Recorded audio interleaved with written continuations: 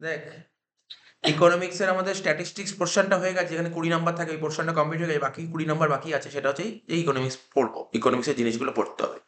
প্রথম চ্যাপ্টারটা বেসিক্যালি পুরো পিওর ইকোনমিক্সের চ্যাপ্টার আছে, মার্কেট, ঠিক আছে, যেটা পুরো মার্কেট কি বলে লেখা আছে দেখ, এর ভালো করে দেখ, বইয়ের দিকে তাকা, যেখানে যেখানে আমি দাগ দিতে বলবো ওই তো দেখ, ওইটা সামনে রাখ, পেন্সিল নে, বইয়ের মধ্যে দাগ দিবি, যেখানে যেখানে দাগ দিতে বলবো। দেখ কি বলেছে, ঠিক আছে, মার্কেট বলছে basic concept of form of market. হয়তো মার্কেট কাকে বলে এক্সামে দেবে না, কিন্তু একটু জানতে হবে যে মার্কেট জিনিসটা কি। বাজার, মার্কেট মানে কি বাজার।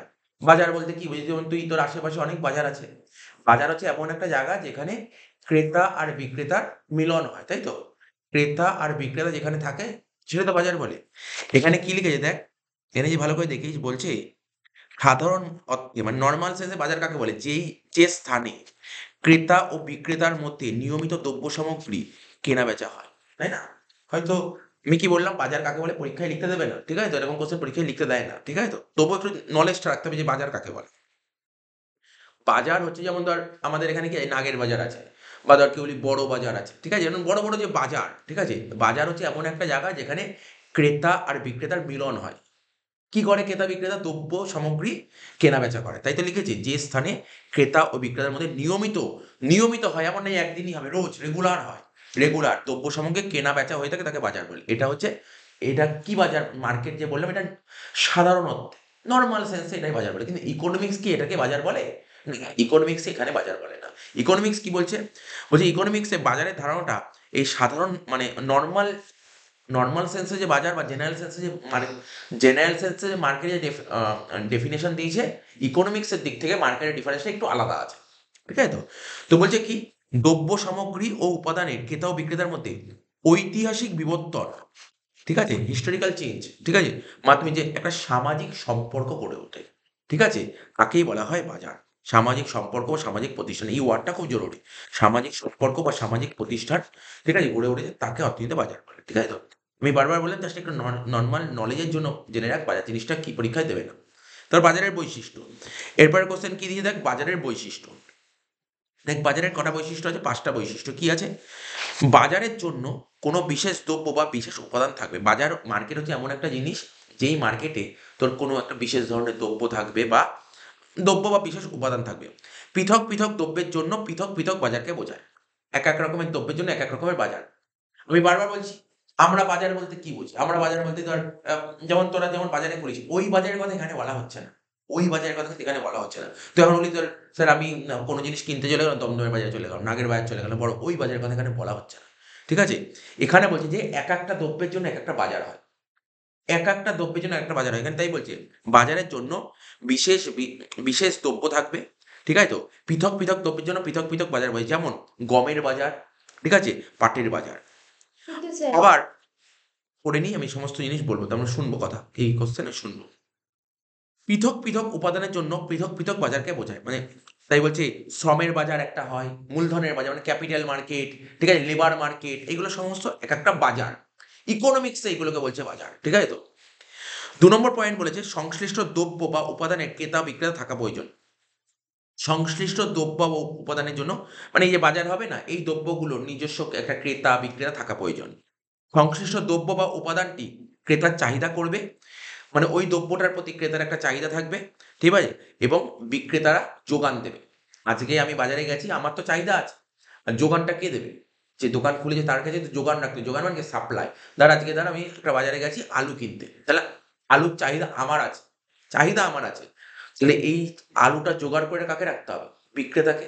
মানে ওকে যোগান করে রাখতে হবে, যোগান। ও সাপ্লাই করবে, আর আমার আমার কি হবে? ওর কাছে সাপ্লাই থাকতে হবে। আর আমার কাছে ডিমান্ড। এবার বলছে সংশ্লিষ্ট দ্রব্য বা উপাদানটির দাম থাকবে। আমি যেই দ্রব্যটা কিনতে যাবো তার নিজস্ব একটা দাম থাকবে, প্রাইস থাকবে। ওই দাম অনুসারে দ্রব্যটি কেনাবেচা হতে থাকবে। তো বলছে সংশ্লিষ্ট দ্রব্য বা উপাদানটি ক্রেতা বিক্রেতার মধ্যে বিনিময় বা লেনদেনের সম্পর্ক আছে। তো আমি যেমন, ও আমাকে দ্রব্যটা দেবে, মানে বার্টার সিস্টেম। ও আমাকে দ্রব্যটা দেবে, তার বদলে ওকে আমি টাকা দেবো। এটাকে হচ্ছে বিনিময় বা লেনদেন সম্পর্ক থাকবে। আর সংশ্লিষ্ট দ্রব্য বা উপাদানটির একটিমাত্র লেনদেন না ঘটে, তখন লেনদেনের প্রবাহ থাকবে।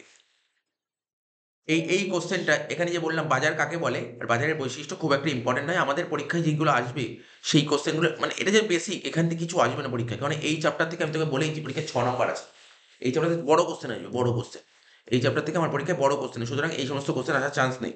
আসবে হচ্ছে এই চ্যাপ্টারে যে সমস্ত ক্লাসিফিকেশনগুলো পড়বো ওর ভিতরের কনসেপ্টগুলো আসবে, সেটাই বলছি।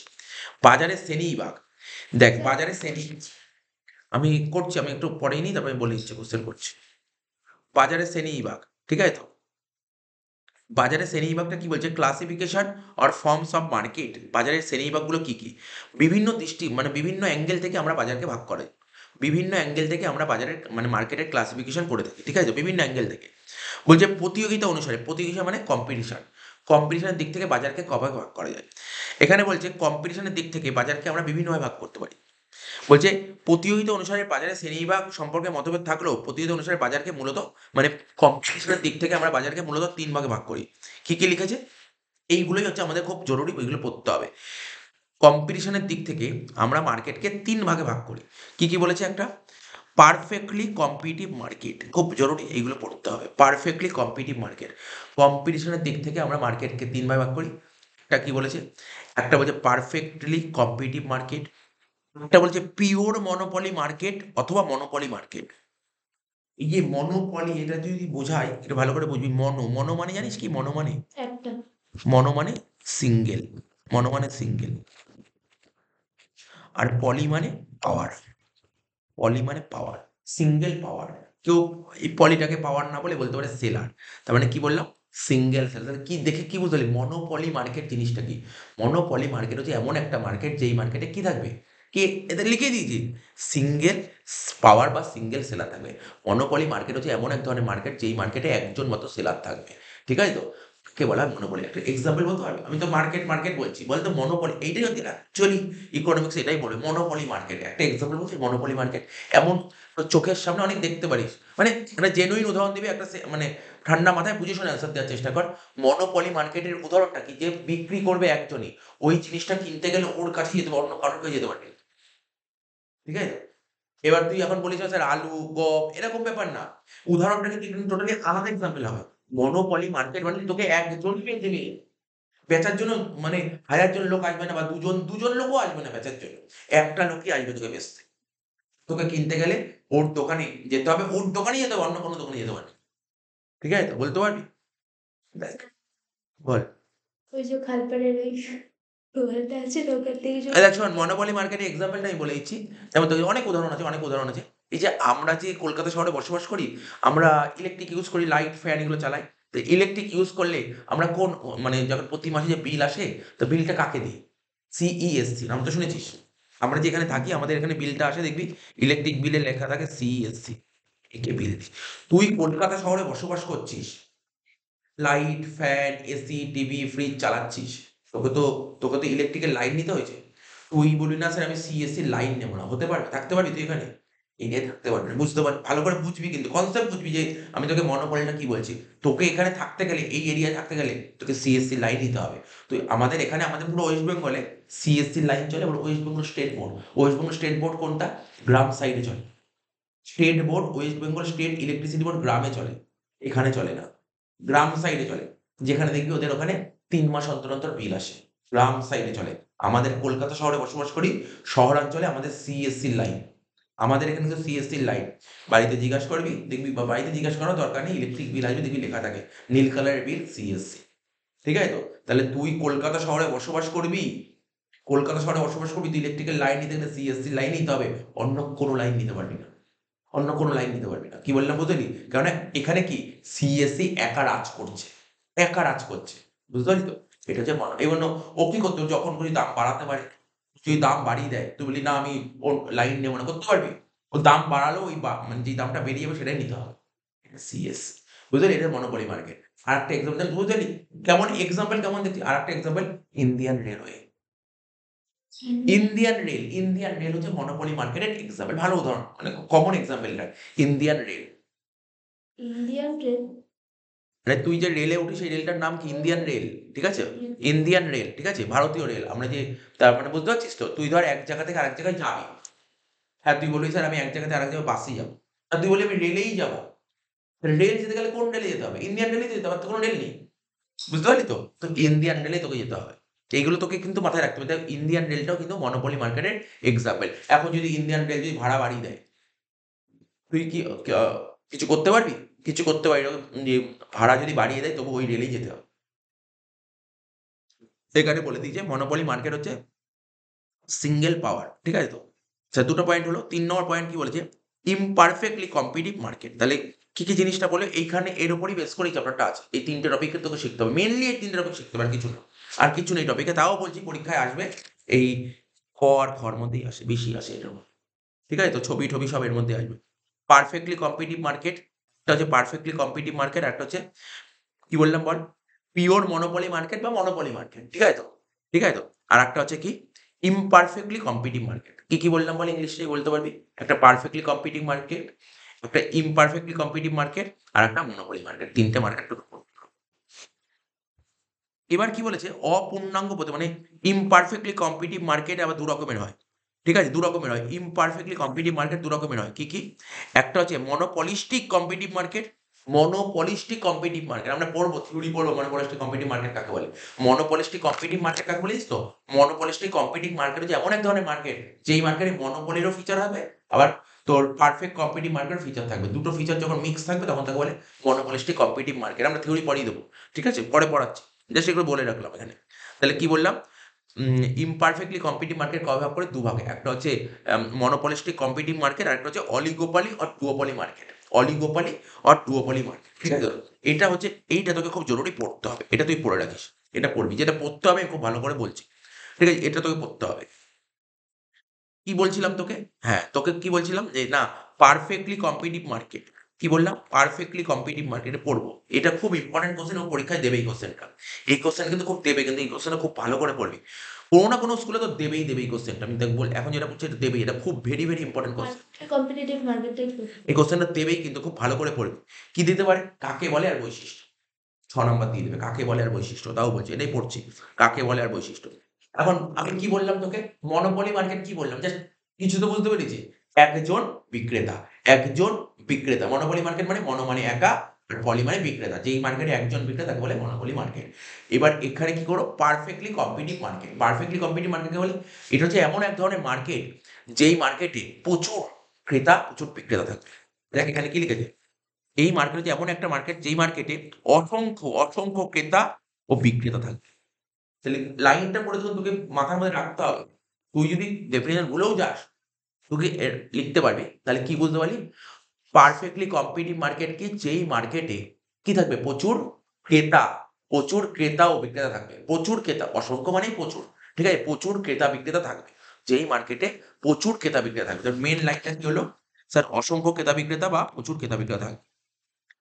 এবং এখানে একটা সমজাতীয় বলে লেখায়, সমজাতীয় দ্রব্য বিক্রি করবে।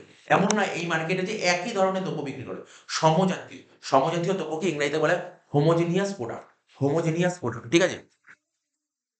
তাই তো? হ্যাঁ, সমজাতীয় দ্রব্য, একই ধরনের দ্রব্য বিক্রি করবে। ঠিক আছে তো? এখানে বারবার বলছি, এখানে বাজার বলতে নাগের বাজার, বড় বাজার, ওই বাজারের কথা বলা হয়নি। এখানে দ্রব্যের বাজারের কথা বলা হচ্ছে। এখানে দ্রব্যটাকে ফোকাস করা হচ্ছে। ঠিক আছে? এই মার্কেট হচ্ছে এমন একটা মার্কেট যেই মার্কেটে প্রচুর ক্রেতা ও বিক্রেতা থাকবে এবং সমজাতীয় দ্রব্য বিক্রি করা হবে। সমজাতীয় দ্রব্য কেনা-বেচা করে। সেই বাজারকে বলা হয়, সেই বাজারকে বলা হয় পূর্ণ প্রতিযোগিতা। আর এই বাজারে কিন্তু প্রতিযোগিতা থাকবে। স্যার কেন? আরে নামেই বলে দিয়ে পূর্ণ প্রতিযোগিতামূলক বাজার। প্রতিযোগিতা থাকবে, কম্পিটিটিভ থাকবে। এখান থেকে তুই বৈশিষ্ট্য বেরিয়ে আসছে। তাহলে কি বলতে পারলি? কাকে বলে? যে বাজারে অসংখ্য ক্রেতা বিক্রেতা থাকবে এবং সমজাতীয় দ্রব্য কেনাবেচা করবে এবং প্রতিযোগিতা থাকবে, তাকেই বলা হয় পূর্ণ প্রতিযোগিতামূলক বাজার। খুব ভালো করে পড়বি, এক লাইনে লেখা, কিছু নেই, বড় নেই, তোকে পড়ে রাখতে হবে। ঠিক আছে? এবার মুখস্থ করতে গিয়ে ভুল করে দেখা গেলো এখানে লিখে দিলি যে মার্কেটে একজন বিক্রেতা। এটা তো আর হবে না। তোকে সুন্দর গুছিয়ে লিখতে হবে। বৈশিষ্ট্য কি আমি এইমাত্র তোকে কি বললাম? আচ্ছা, ডেফিনেশন পড়ে তুই কি বুঝতে পারলি? বলে স্যার একটা তো বেরিয়ে আসলো অসংখ্য ক্রেতা বিক্রেতা। এটা তো একটা বৈশিষ্ট্য হলো। একটা সমজাতীয় দ্রব্য। ২ টো পয়েন্ট তো বেরিয়ে আসলো। দেখ ১ম পয়েন্ট কি লিখেছে? অসংখ্য ক্রেতা ও বিক্রেতা। ১ম পয়েন্ট। যেখানে এই মার্কেটে ১ম বৈশিষ্ট্য কি? অসংখ্য ক্রেতা বিক্রেতা।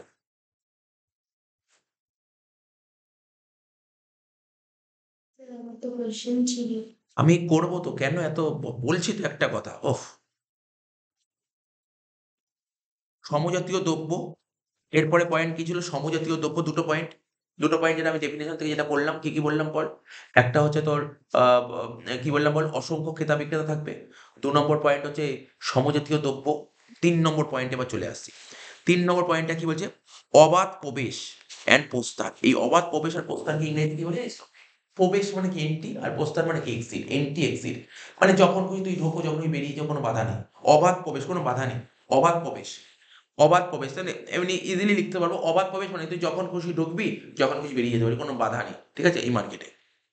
এবার আমি যদি তোকে এখানে ইয়ার ফিচার্সটা বলি, মনোপলি মার্কেট।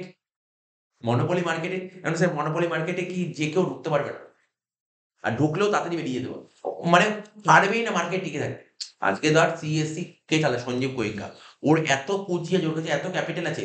কেউ যদি হুট করে যদি মনে করে যে আমি ইলেকট্রিক কোম্পানি খুলবো, টিকতে পারবে না ওর কাছে। কয় ধোপেই টিকবে না। মানে ওর কাছে এতটাই প্রফিট, ওর কাছে এতটাই পাওয়ার আছে। বুঝতে পারলি তো? ওর কাছে এতটাই পাওয়ার আছে, পারবে না টিকে থাকতে। টিকে থাকাটা অত ইজি নয়। ঠিক আছে তো? ওই মনোপলি মার্কেটের টেকা দেখ, খুলতে তো সবাই পারে। কিন্তু টেকা অত সহজ নয়। খুললে সঙ্গে, সঙ্গে বেরিয়ে যাবে। কারণ টিকতে পারবে না। কেন? প্রেশারই নিতে পারবে না। প্রেশারই নিতে পারবে না। অবাধ, এখানে কি বললাম? অবাধ প্রবেশ ও প্রস্থান। তারপর কি যে ক্রেতা ও বিক্রেতার বাজার সম্পর্কে পূর্ণ জ্ঞান। আচ্ছা, আরেকটা পয়েন্ট কি বুঝতে পারলি? যে না, তুমি এই মার্কেটে আসবে, তোর মার্কেট সম্পর্কে কি থাকতে হবে? প্রপার নলেজ থাকতে হবে। কার প্রপার নলেজ থাকতে হবে? আমি এই মার্কেটে কিনতে যাচ্ছি, আমার এই মার্কেট সম্পর্কে আমার নলেজ থাকতে হবে। যে বেচছে তারও এই মার্কেট সম্পর্কে প্রপার নলেজ থাকতে হবে। নলেজ না থাকলে তো হবে না। নলেজ থাকতে হলে লিখছি কি? পূর্ণ জ্ঞান বলেছে। তারপরে কি বলছে? উপাদানের পূর্ণ গতিশীলতা। ঠিক আছে তো? এটা আমি বোঝাচ্ছি। উপাদানটা যে থাকবে না, তার একটা পুরো গতিশীল থাকবে, ডাইনামিক। আর এখানে উৎপাদন ব্যয়ই হচ্ছে একমাত্র এই মার্কেটে অন্য কোনো ব্যয় নেই। একটাই ব্যয় হয়, সেটা হচ্ছে উৎপাদন ব্যয়। উৎপাদন মানে উৎপাদন করতে যে ব্যয় হয়। ঠিক আছে তো? উৎপাদন ব্যয়। এবার আমরা ডিটেইলসে একটু আলোচনা করব।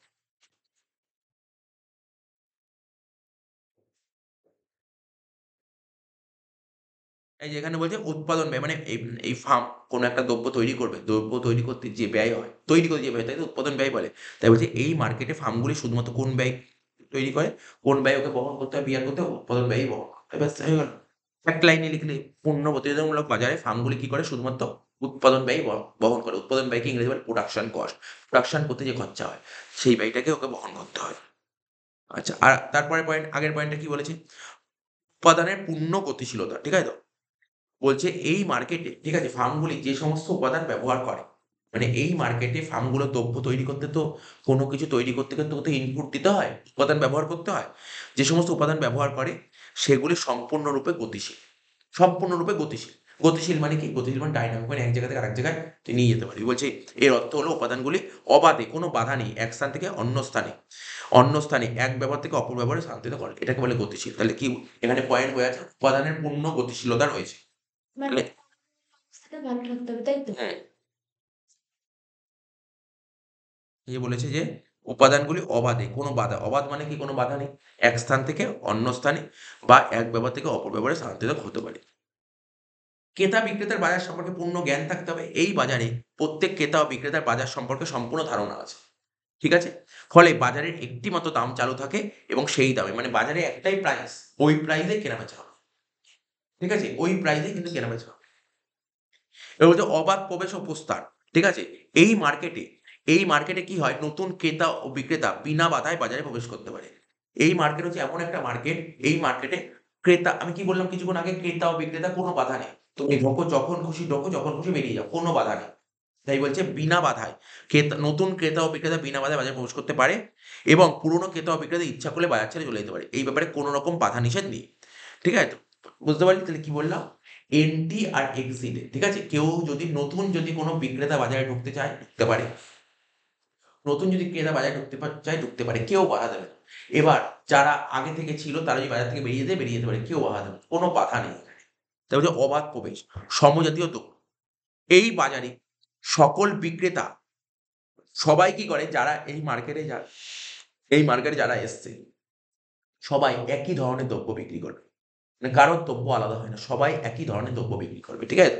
সবাই একই ধরনের দ্রব্য বিক্রি করবে। ঠিক আছে তো? বলছে বিক্রেতাদের দ্রব্যের মধ্যে কাল্পনিক বা বাস্তব কোনো পার্থক্য নেই। ফলে বিক্রেতাদের দ্রব্যগুলি একটি অপরটির সম্পূর্ণ পরিবর্তন। যেটা আমি লাস্টের থেকে বললাম না? ১ম পয়েন্টটা পড়বে এবার।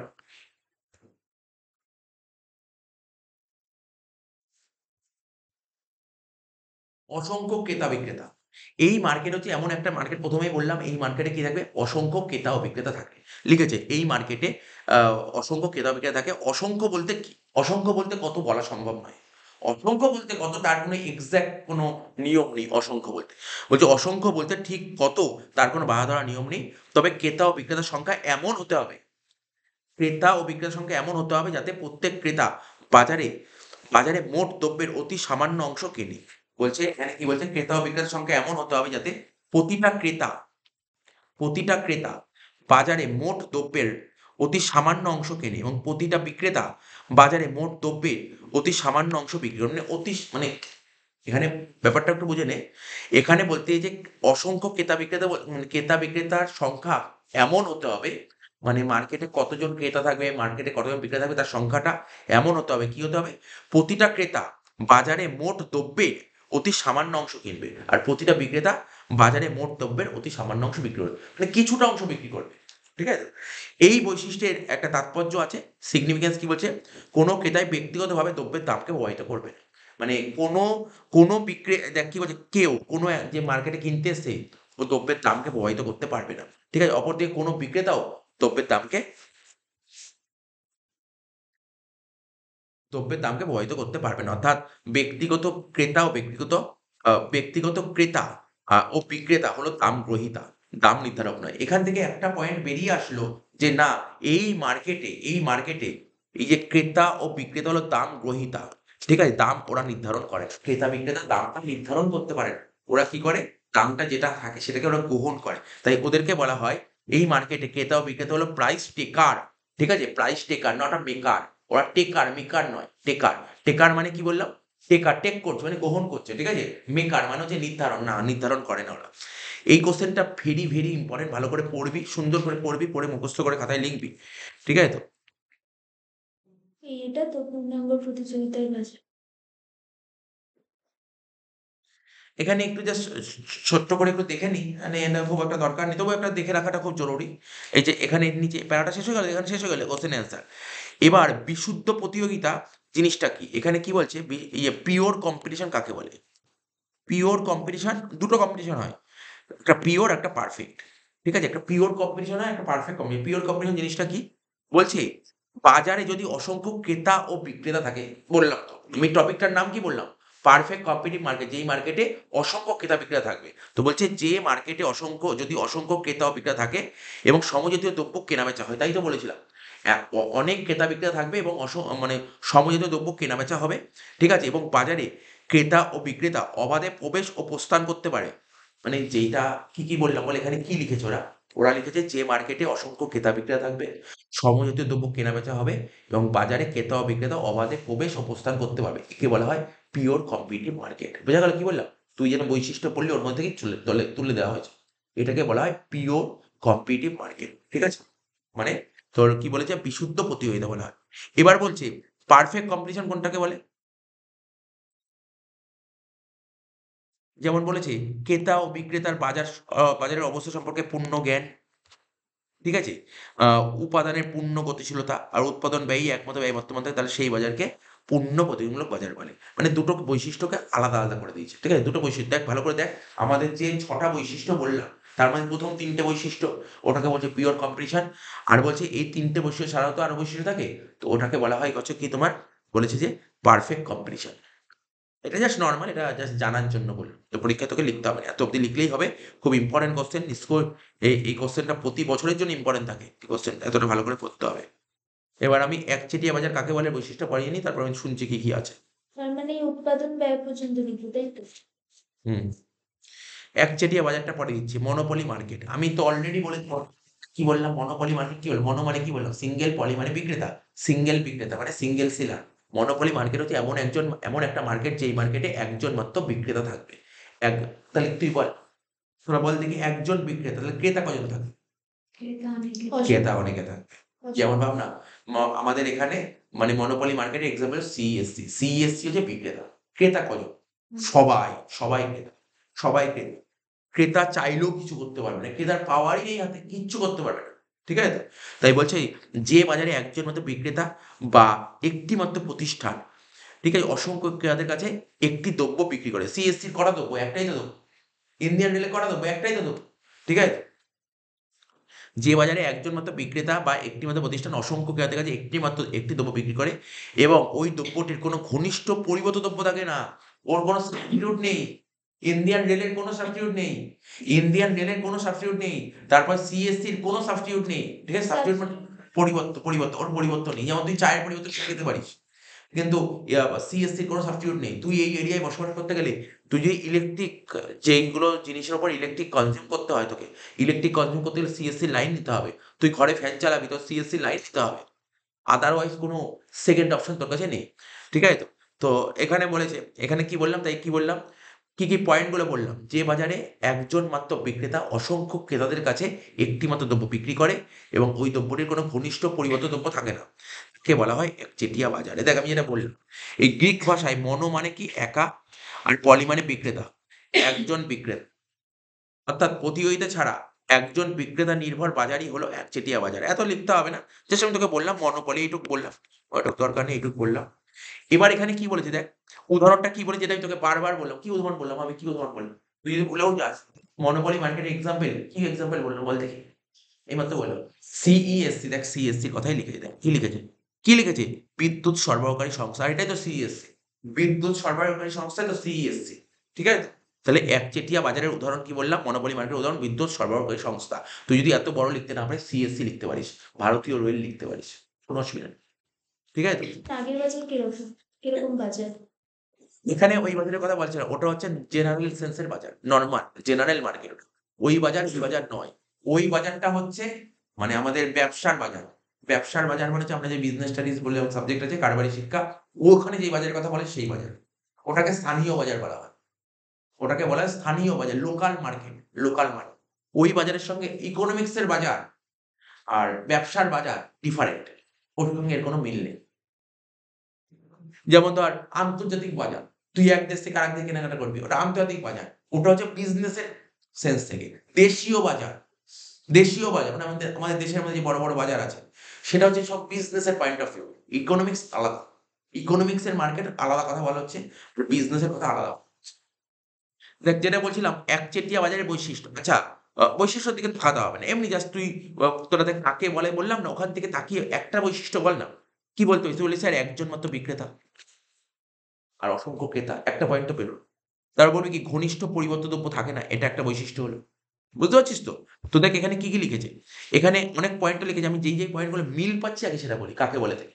দেখ ২ নম্বর পয়েন্ট লেখা আছে একজন মাত্র বিক্রেতা, বললাম না একজন মাত্র বিক্রেতা। মানে তুই যদি কাকে বলে মনোযোগ সহকারে পড়িস, তুই বৈশিষ্ট্য ওখান থেকে বেরিয়ে আসবে, ঠিক আছে? বৈশিষ্ট্য বেরিয়ে আসবে। মেন মনে রাখাটা খুব জরুরি। লিখতে পারি, ভিতরের লেখাটা লেখা যায়, কিন্তু পয়েন্টটা মনে রাখতে হবে। তাহলে কি বললাম বল? একচেটিয়া মানে মনোপলি মার্কেটের ওই একটা বৈশিষ্ট্য কি, এখানে একজন মাত্র কি থাকবে? বিক্রেতা থাকবে। আচ্ছা আরেকটা কি বললাম? ঘনিষ্ঠ পরিবর্ত দ্রব্যের অভাব। ঠিক আছে? ঘনিষ্ঠ মানে এর কোনো সাবস্টিটিউট নেই। বারবার বলছি, এর কোনো সাবস্টিটিউট নেই। ঠিক আছে? আগে ধর একটা সিম্পল একটা এক্সাম্পল বলছি। তুই ধর, তুই ধর হ্যাঁ? রিলায়েন্স কোম্পানি। না রিলায়েন্স আমি বলছি, তুই একটা সিম্পল একটা এক্সাম্পল বলছি। আজকে ধর একটা এক্সাম্পল বলছি, ধর সাপোজ ধর এই এরিয়ায় ধর কোনো একটা সাবজেক্ট পড়বি। তুই ধর কোনো একটা সাবজেক্ট পড়বি। কোনো একটা সাবজেক্ট পড়বি, দেখা গেল এই এরিয়ায় ওই একটাই টিচার আছে, কেউ পড়ায় না। সাপোজ আমি একটা উদাহরণ দিলাম। সাপোজ তাহলে কি? তাহলে ওই টিচারটা তো মনোপলি তার কাছে। মনোপলি নয় কি? মানে একটা টিচার আছে, ধর ওই টিচার ছাড়া এই এরিয়ার মধ্যে, তোর এরিয়ার মধ্যে বা তোর স্টেট ওয়েস্ট বেঙ্গল, ওই একজন টিচারই আছে, আর কেউ পড়ায় না, উনিই পড়াতে পারে। সাপোজ, হয়তো এরকম হবে না, জানি না, আমি বলছি একটা উদাহরণ দিচ্ছি। তাহলে এটাই তো মনোপলি হয়ে গেল, এটাই তো মনোপলি হয়ে গেল, তাই না? যেখানে একাই রাজ করবে, বেচবে একজন, কিনতে আসবে সবাই। ঠিক আছে? এটাকে বলে মনোপলি। এখানে বলছে কি, দেখ ঘনিষ্ঠ পরিবর্ত দ্রব্যের অভাব। মানে আমি আমি ইউজ করব কি, আমার যখন বিদ্যুৎ ইউজ করতে গেলে সিএসসি লাগবে। এই সিএসসি মানে কি সাবস্টিটিউট কিছু আছে? বেরোয়নি। কেউ যদি বের করতেও চায়, মার্কেটে টিকতে পারবে না, ওর সঙ্গে টিকতেই পারবে না মার্কেটে। ঠিক আছে? ওর সঙ্গে মার্কেটে টিকতেই পারবে না। যেমন দেখ না, তোকে একটা এক্সাম্পল বলছি, জিও, রিলায়েন্স, ঠিক আছে? Airtel, Reliance, Jio, Airtel, Vodafone. আগে ভোডাফোনের রেট কেমন ছিল প্রতি মাসে? বুঝতে পেরেছিস কেমন রেট ছিল ভোডাফোনের ১ম অবস্থায়? তারপর ব্যাপারটা ভালো করে বোঝ। এখন ভোডাফোনের রেট তুলনামূলক অনেক কম। ওরা কি করে না? আমি বলছি জিও, ভোডাফোন, এয়ারটেল, এরা না মোটামুটি একই। যদি একবার জিও রেট বাড়িয়ে দেয়, জিও যদি রেট বাড়িয়ে দেয়, তোর কি যেন ভোডাফোন বা এয়ারটেল বাড়াবে। কারণ ওরা ওরা চায় বাড়াতে। অ্যাকচুয়ালি ওদের খরচায় আসছে না, ভোডাফোন চালাতে পারছে না। ভোডাফোনের কস্টিং প্রচুর। ঠিক আছে? ও চালাতে পারছে না। ও চালাতে পারছে না। ও কেন মানে এখন চায় সুযোগ, যদি ভোডাফোন, যদি জিও যদি এখন হুট করে প্রচুর টাকা বাড়িয়ে দেয় না, ভোডাফোনও বাড়িয়ে দেবে। জিও বাড়িয়ে দিলে ভোডাফোন বাড়িয়ে দেবে। কিন্তু জিও দেখ, ভোডাফোন যদি এখন হুট করে বাড়িয়ে দেয়, জিও বাড়ায়নি, তাহলে কি হবে? সবাই তো জিওতে চলে যাবে। এমনিই জিওতে চলে গেছে, আরো জিওতে চলে যাবে। ভোডাফোন একদম ডাউন খেয়ে যাবে। তো এই ব্যাপারগুলো মাথায় রাখতে হবে। মানে কি, এখন কি মানে রিলায়েন্স এর কাছে কি জিওর কাছে প্রচুর মানি আছে। প্রচুর মানি আছে। ও ও স্ট্রাগল করতে হবে। কেন প্রচুর মানি আছে ভাব? জিও কিন্তু শুধু এই এইটা করে না। জিওর হাজারখানা বিজনেস আছে। একটা জায়গায় লস হলে আরেকটা জায়গা থেকে পিকআপ করে দেবে। ঠিক আছে তো? মানে মনোপলি এখনো করতে দেয়নি। কিন্তু এটা হতে পারে জিও কিন্তু মনোপলি করে নিতে পারছে। ঠিক আছে তো? এইগুলো উদাহরণগুলো তোকে মাথায় রাখতে হবে। কি বলছে? ঘনিষ্ঠ পরিবর্তন দ্রব্য। আমরা যদি কোনো ইলেকট্রিক ইউজ করতে মানে ধর মোবাইল অপারেটর ইউজ করতে চাই, আমরা ইউজ করার অনেক অপশন আছে। ঠিক আছে? আজ তুই তোর জিও না হলে তখন ভোডাফোন না হলে এয়ারটেল সুইচ করতে পারবি। কিন্তু তুই এখানে ভাব ইলেকট্রিককে সুইচ করতে পারবি? অপশনই নেই সুইচ করার। সুইচের অপশনই নেই। তো এখানে কি বলেছে এখানে? তাই বলছে যে ঘনিষ্ঠ পরিবর্তন দ্রব্যের অভাব। শিল্প প্রবেশের বাধা। ঠিক আছে? এটা দেখ, আমরা ফিচার্স থেকে ২ টো পয়েন্ট পেলাম। মানে ডেফিনিশন থেকে এই ২ টো পয়েন্ট পেলাম। ঠিক আছে তো? এক্সট্রা পয়েন্ট কি আছে দেখছি। শিল্পে প্রবেশের বাধা বলবো, ডিটেইলস এ বলবো। ফার্ম ও শিল্পের মধ্যে পার্থক্য অনুপস্থিত। অর্থাৎ এই মার্কেটে ফার্ম আর শিল্পের মধ্যে কোনো পার্থক্য নেই। ঠিক আছে? তার বলছে প্রতিযোগিতা অনুপস্থিত। এই মার্কেটে আচ্ছা বল, হ্যাঁ, বলছে এর মধ্যে কোনো পার্থক্য নেই। এখানে দেখ ভালো করে শোন। শিল্প মানে কি? অনেকগুলো ফার্ম নিয়ে শিল্প হয়। ফার্ম আলাদা, শিল্প আলাদা। একটা অনেকগুলো ফার্ম নিয়ে, ছোট, ছোট অনেকগুলো ফার্ম নিয়ে একটা শিল্প। তো এই মার্কেটে ফার্ম আর শিল্পের মধ্যে কোনো পার্থক্য নেই।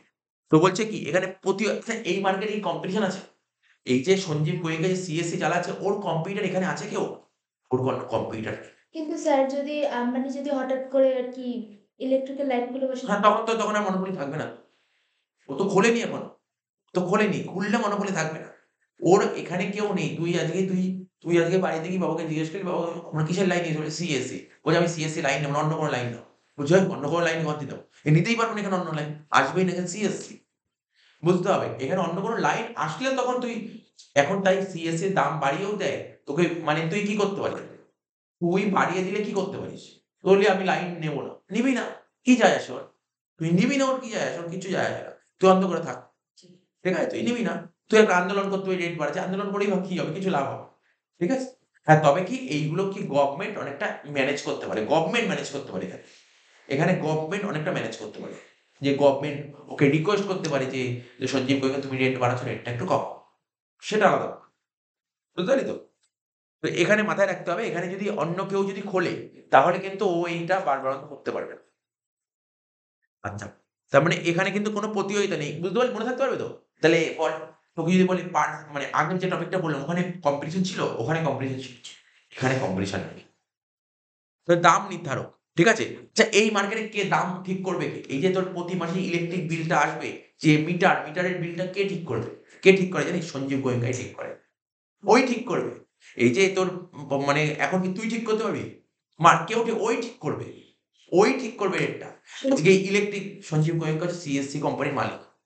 সিএসসি কোম্পানির মালিকের নাম যা কর্ণধার, তাকে বলা হয় হচ্ছে ও হচ্ছে সঞ্জীব গোয়েঙ্কা। সি সিস হ্যাঁ, ওই আরকি সিইও।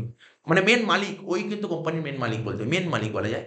যেমন ধর আ তোর আ কি যেন বলছিলাম? হ্যাঁ, ইন্ডিয়ান রেলের ভাড়াটা কি গভর্নমেন্ট ঠিক করে, ভারত সরকার ঠিক করে দিচ্ছে। ঠিক আছে তো? তো অন্য কেউ ঠিক করতে পারে? না।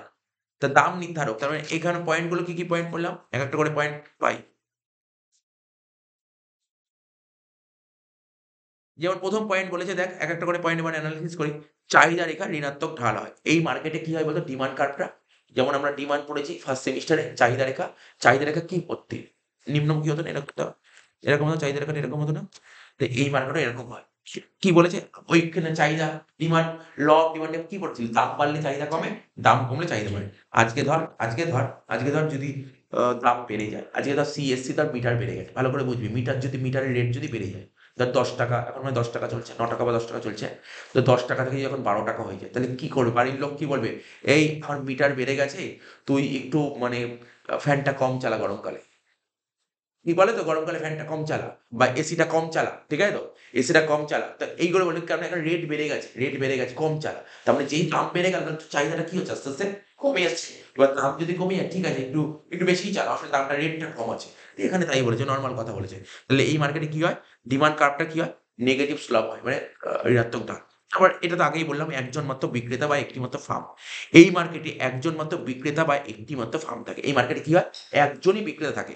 যে দ্রব্যটি উৎপাদন করে, যে উৎপাদন করবে সেই বেচবে। আজকে ধর সিএসসি যে কোম্পানি, ওই ধর ইলেকট্রিকটা তৈরি করছে, ওই ইলেকট্রিকটা সাপ্লাই করছে। ওই তৈরি করবে, ওই বেচবে। কিন্তু কিনতে অনেক লোক আসবে। কেন বলছি? এই দ্রব্যটি উৎপাদন ও যোগানের উপর ফার্মটির সম্পূর্ণ নিয়ন্ত্রণ থাকে।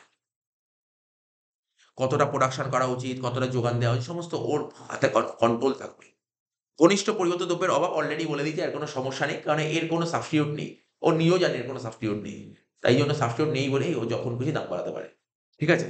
বলছি একচেটিয়া ফার্মটি যে দ্রব্যের উৎপাদন ও যোগান দেয়, তার কোনো ঘনিষ্ঠ পরিবর্তিত দ্রব্য থাকে না। ফলে ক্রেতাদের পক্ষে ওই দ্রব্যের পরিবর্তে অন্য কোনো কেনা ভাব না। তোর পরিবর্তনই তো নেই। আজকে তুই ইলেকট্রিক জিও ইউজ করছিস, জিও। তুই জিওর কি ইউজ করছিস? জিওর রিচার্জ করিস যে আমরা operator, mobile operator Jio use করছি। এবার জিও যদি রেট বাড়িয়ে দেয়, তুই কোথায় চলে যাবি? ভোডাফোনে যেতে পারবি। বুঝতে পারলি তো? তুই আ ব বিএসএনএল এ যেতে পারবি। ঠিক আছে তো? তুই বিভিন্ন অপশন সুইচ করতে পারবি। কিন্তু এখানে তো সুইচ করার জায়গাই নেই। এখানে সুইচ করার জায়গা নেই। শিল্পে প্রবেশের বাধা। ঠিক আছে তো?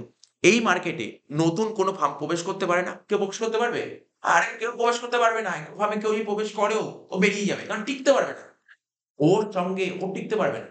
কারণ ওর কাছে এতটাই টাকা আছে, অন্য কেউ এই মার্কেটে টিকে থাকতে পারবে না। তো বলছে একচেটিয়া মার্কেটে কোনো নতুন ফার্ম প্রবেশ করতে পারে না। যদি নতুন ফার্ম বাজারে প্রবেশ করে, তাহলে একচেটিয়ার অস্তিত্ব থাকে না। এই যে তুই বললি রিলায়েন্স যদি আদানি। দেখবি জিও তো আসবে না, হয়তো আদানি আসলে আসতে পারে। আদানির নাম শুনিস তো? আদানি যেটা এখন বাংলাদেশে পুরো ইলেকট্রিক সাপ্লাই ওই দেয়। ঠিক আছে তো? আদানি আসলে আসতে পারে। ঠিক আছে? তা আদানি যদি সাপোজ চলে আসে, তখন তো আর একচেটিয়া থাকবে না। আজকে যদি ব ইয়ের রেট বাড়িয়ে দেয়, সিএসসির রেট বাড়িয়ে দেয়, সবাই আদানিতে চলে যাবে। আদানি রেট বাড়িয়ে দিলে সিএসসি চলে যাবে। এখানে কি করে একচেটিয়া হলো? বুঝতে পারলি তো? এখানে মনোপলি রইল না। নেই, এখানে নেই বলেই একচেটিয়া আছে।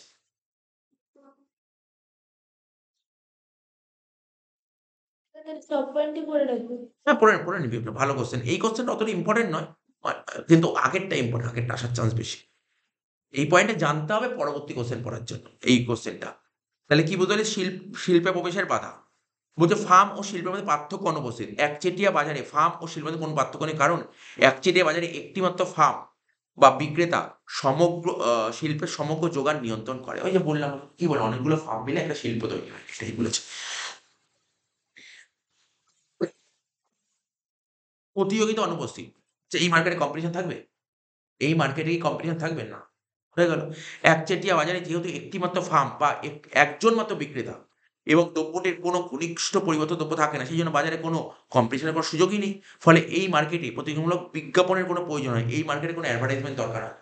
এই তুই শুনেছিস নাকি সিএসসি? আমি তো দেখিনি সিএসসি কোনো অ্যাড দেয়। ইন্ডিয়ান রেলের অ্যাড হয়। দরকার হয় না। অ্যাড কাদের দিতে হয়? যাদের বিক্রি বাড়াতে হবে। এদের বিক্রি বাড়াতে হবে না। সিএসসি বিক্রি বাড়াতে হবে, এমনিই বিক্রি হয়ে যাবে। ও লোকে খোঁজ নেবে কোথায় এখানে ইলেকট্রিক কে দিচ্ছে। লোকে খোঁজ নেবে ইলেকট্রিক কে দেবে। তুই রেলে যাতায়াত করতে যাস, ও রেল তোকে বলে না তুমি টিকিট কাটো। তো ও তোর গরজ কোথায় টিকিট পাওয়া যায়, এগুলো তোর গরজ। বুঝতে পারলি তো? তো একচেটিয়ার মানে বিজ্ঞাপনের দরকার হয় না। বুঝতে পারলি তো? একচেটিয়ার বিজ্ঞাপনের দরকার হয় না। আজকে আমি পড়াচ্ছি, আমার বিজ্ঞাপনের দরকার নেই। এই মার্কেটে প্রচুর টিচার আছে। হয়তো আমি পড়াই, আমাকে কেউ জানে না, সেইভাবে চেনে না। তাই আমার এডভার্টাইজ করার দরকার আছে। বুঝতে পারলি তো? তো এটা বিজ্ঞাপন কাদের দেওয়ার দরকার হয়? যাদের মার্কেটে কম্পিটিশন থাকলে বিজ্ঞাপন দেওয়া। এই যে আগে যে পয়েন্টটা বললাম না, পূর্ণ প্রতিক্রিয়া বাজার বৈশিষ্ট্য, ওখান থেকে বলতে পারি বিজ্ঞাপন ব্যয় ওর মধ্যে একটা পয়েন্ট আসতে পারে। কেন? বোঝার চেষ্টা কর। যখন অনেকে মার্কেটে আছে, তুই অ্যাডভার্টাইজমেন্ট তো করতে হবে। অ্যাডভার্টাইজমেন্ট খরচাটা একটা বড় খরচা। ঠিক আছে তো? ওইখানে কি বললাম? প্রতিযোগিতা বললাম, এটাই তো বললাম যেটা এই বাজারে প্রতিযোগিতার কোনো সুযোগ নেই। ফলে এই বাজারে প্রতিযোগিতামূলক বিজ্ঞাপনের কোনো প্রয়োজন হয় না। লাস্ট পয়েন্ট, দাম নির্ধারক। তাহলে এই মার্কেটে কে দাম নির্ধারণ করে? এইমাত্র বললাম। রেলের ভাড়াটা কে নির্ধারণ? Indian rail. ঠিক আছে, সরকার নিয়ন্ত্রণ করে। সিএসসি ঠিক করবে যে মিটার কত হবে। তো বলছে একচেটিয়া বাজার ফার্মটি দ্রব্যের উৎপাদন ও যোগান সম্পূর্ণ নিয়ন্ত্রণ করতে পারে বলে দ্রব্যটির দামের উপর একচেটিয়া ফার্মের নিয়ন্ত্রণ থাকে। একচেটিয়া ফার্মে নিজের প্রয়োজন মতো দ্রব্যটির দামের পরিবর্তন করতে পারে। তাই একচেটিয়া ফার্ম হলো দাম নির্ধারণ, প্রাইস মেকার, টেকার নয়, মেকার, টেকার নয়।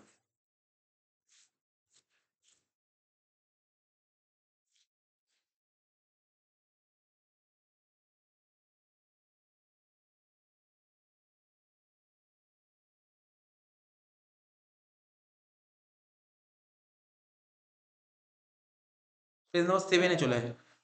হ্যাঁ, না আমরা যে বাজার আর কি করি, নাগের বাজার বা দমদম, কিন্তু এখানে মানে ইকোনমিক্সের বাজারটা পুরো আলাদা, তাহলে ইকোনমিক্স কেন পড়তে হয়?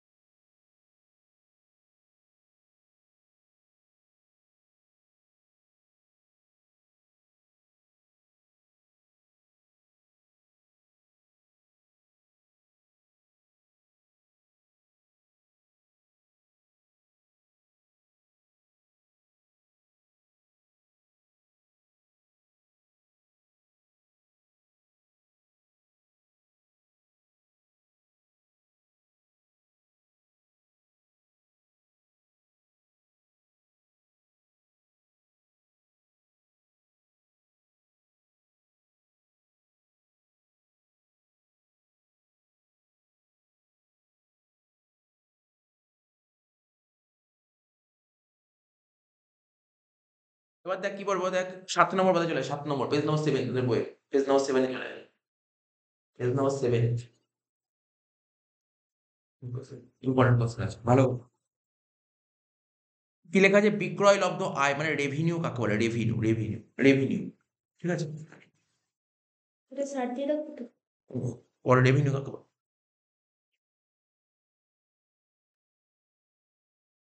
রেভিনিউ কাকে বলে? এই এবার নিচে দেখ লেখা আছে different concept of revenue. Revenue বিভিন্ন রকমের কনসেপ্ট পড়তে হবে। এবার রেভিনিউ বা বিক্রয় লব্ধ আয়।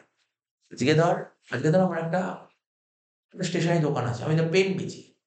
ধর ১০ খানা পেন বেচলাম। একেকটা পেন বেচে ৳৫ করে পেলাম। তাহলে আমি কত টাকা ইনকাম করলাম? ৳৫০। ৳৫০, তাই তো? আমি একেকটা পেন ৳৫ করে বিক্রি করলাম। তাহলে ১০ টা পেন বিক্রি করে কত পেলাম? ৳৫০। ১০ × ৫ ৳৫০। তাহলে বুঝতে পারলি এখানে কি লিখেছে? উৎপাদন প্রতিষ্ঠান। বুঝতে পারছিস তো? যে মানে দোকান, ফ্যাক্টরি বা ফার্ম, ঠিক আছে তো? তার দ্রব্য বাজারে বিক্রি করে যে অর্থ পায়।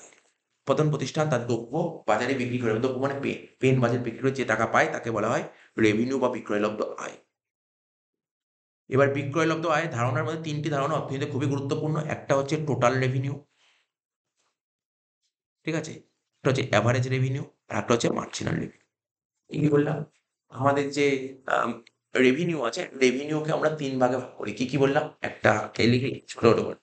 একটাকে বলে টিআর, একটাকে বলে এআর, একটাকে বলে এমআর। কি বললাম? একটা টিআর, একটা এআর, একটা এমআর। টিআর মানে হচ্ছে টোটাল রেভিনিউ, এআর মানে এভারেজ রেভিনিউ, এমআর মানে মার্জিনাল রেভিনিউ। টিআর মানে টোটাল রেভিনিউ মানে মোট আয়, এআর মানে এভারেজ রেভিনিউ মানে গড় আয়, আর এমআর মানে মার্জিনাল রেভিনিউ মানে প্রান্তিক আয়। এই দেখ এখানে লেখা আছে। এই যে মোট আয়, কি লেখা আছে? মোট বিক্রয়লব্ধ আয়,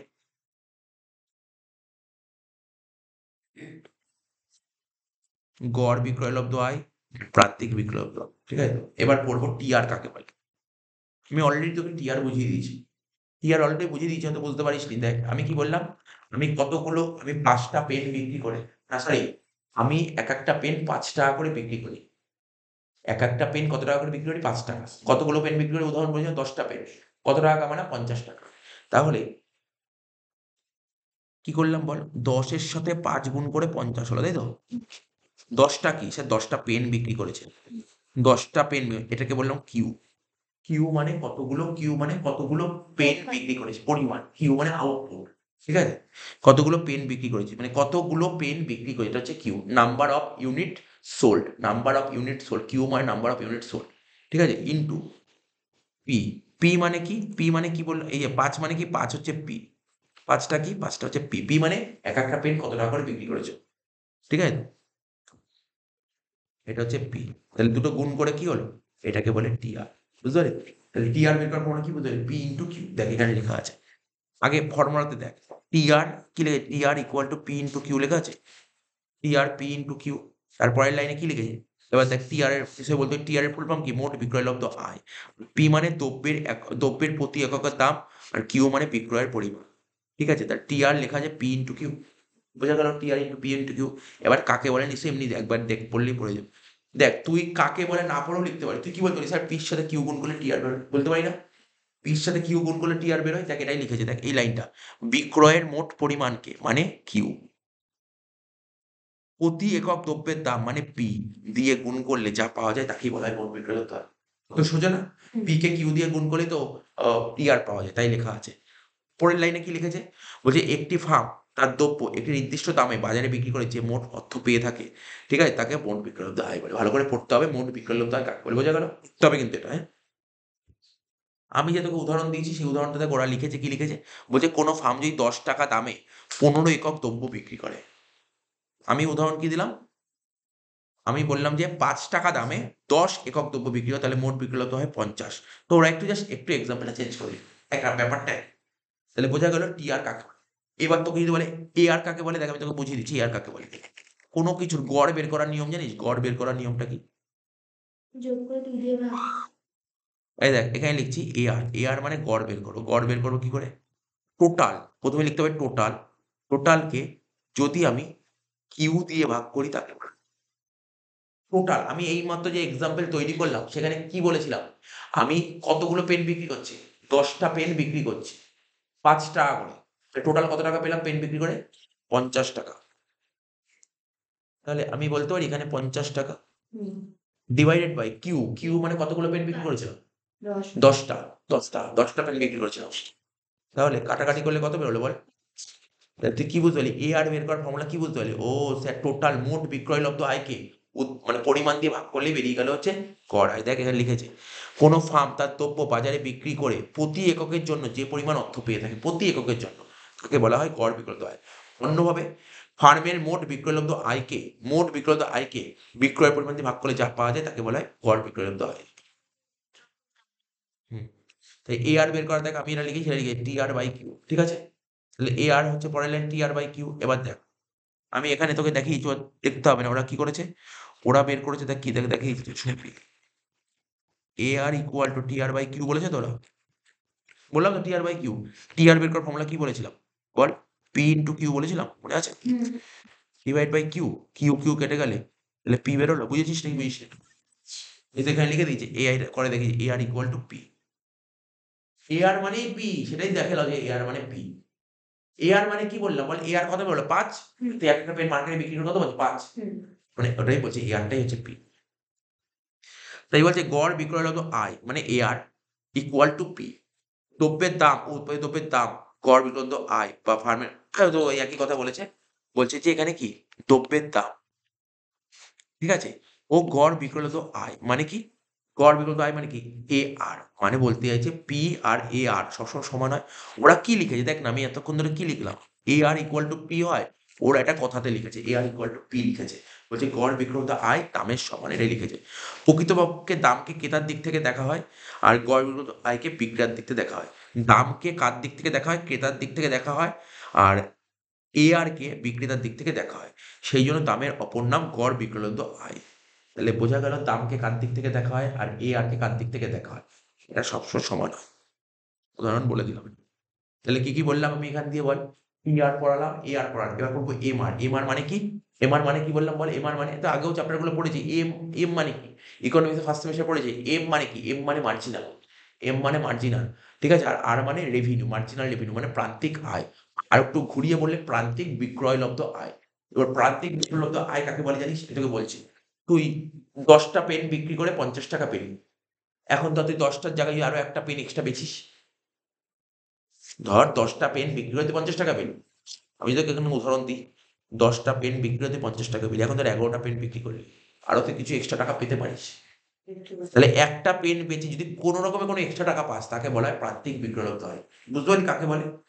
একটা পেন যদি অতিরিক্ত বেচিস তাহলে তুই এক্সট্রা টাকা পাবি, তুই একটা পেন এক্সট্রা বেচলি এক্সট্রা টাকা পাবি না? হ্যাঁ। তাহলে ওটাই হচ্ছে প্রান্তিক বিক্রয়োক্ত আয়।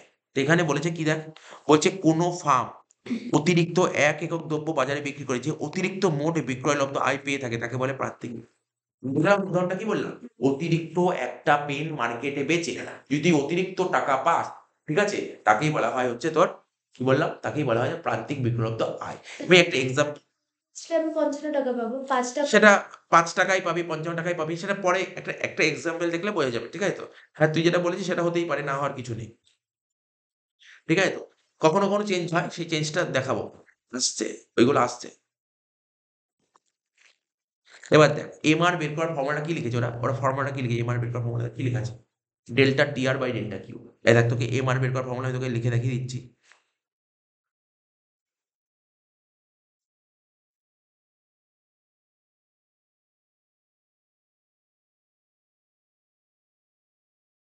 এখানে উদাহরণ কি দিয়েছে একটা, বলছে 15 একক দ্রব্য বিক্রি করে তুই পাচ্ছিস 150 টাকা, 16 একক বিক্রি করে তুই 158 টাকা পাচ্ছিস। কত বলেছে বল? 15 একক দ্রব্য বিক্রি করে 150 টাকা পাচ্ছি, তাই তো? 16 একক বিক্রি করে কত পাচ্ছি? 158 টাকা পাচ্ছিস। তাহলে কটা একক এক্সট্রা একটা মানে কটা এক্সট্রা বিক্রি করলে কতগুলো ইউনিট?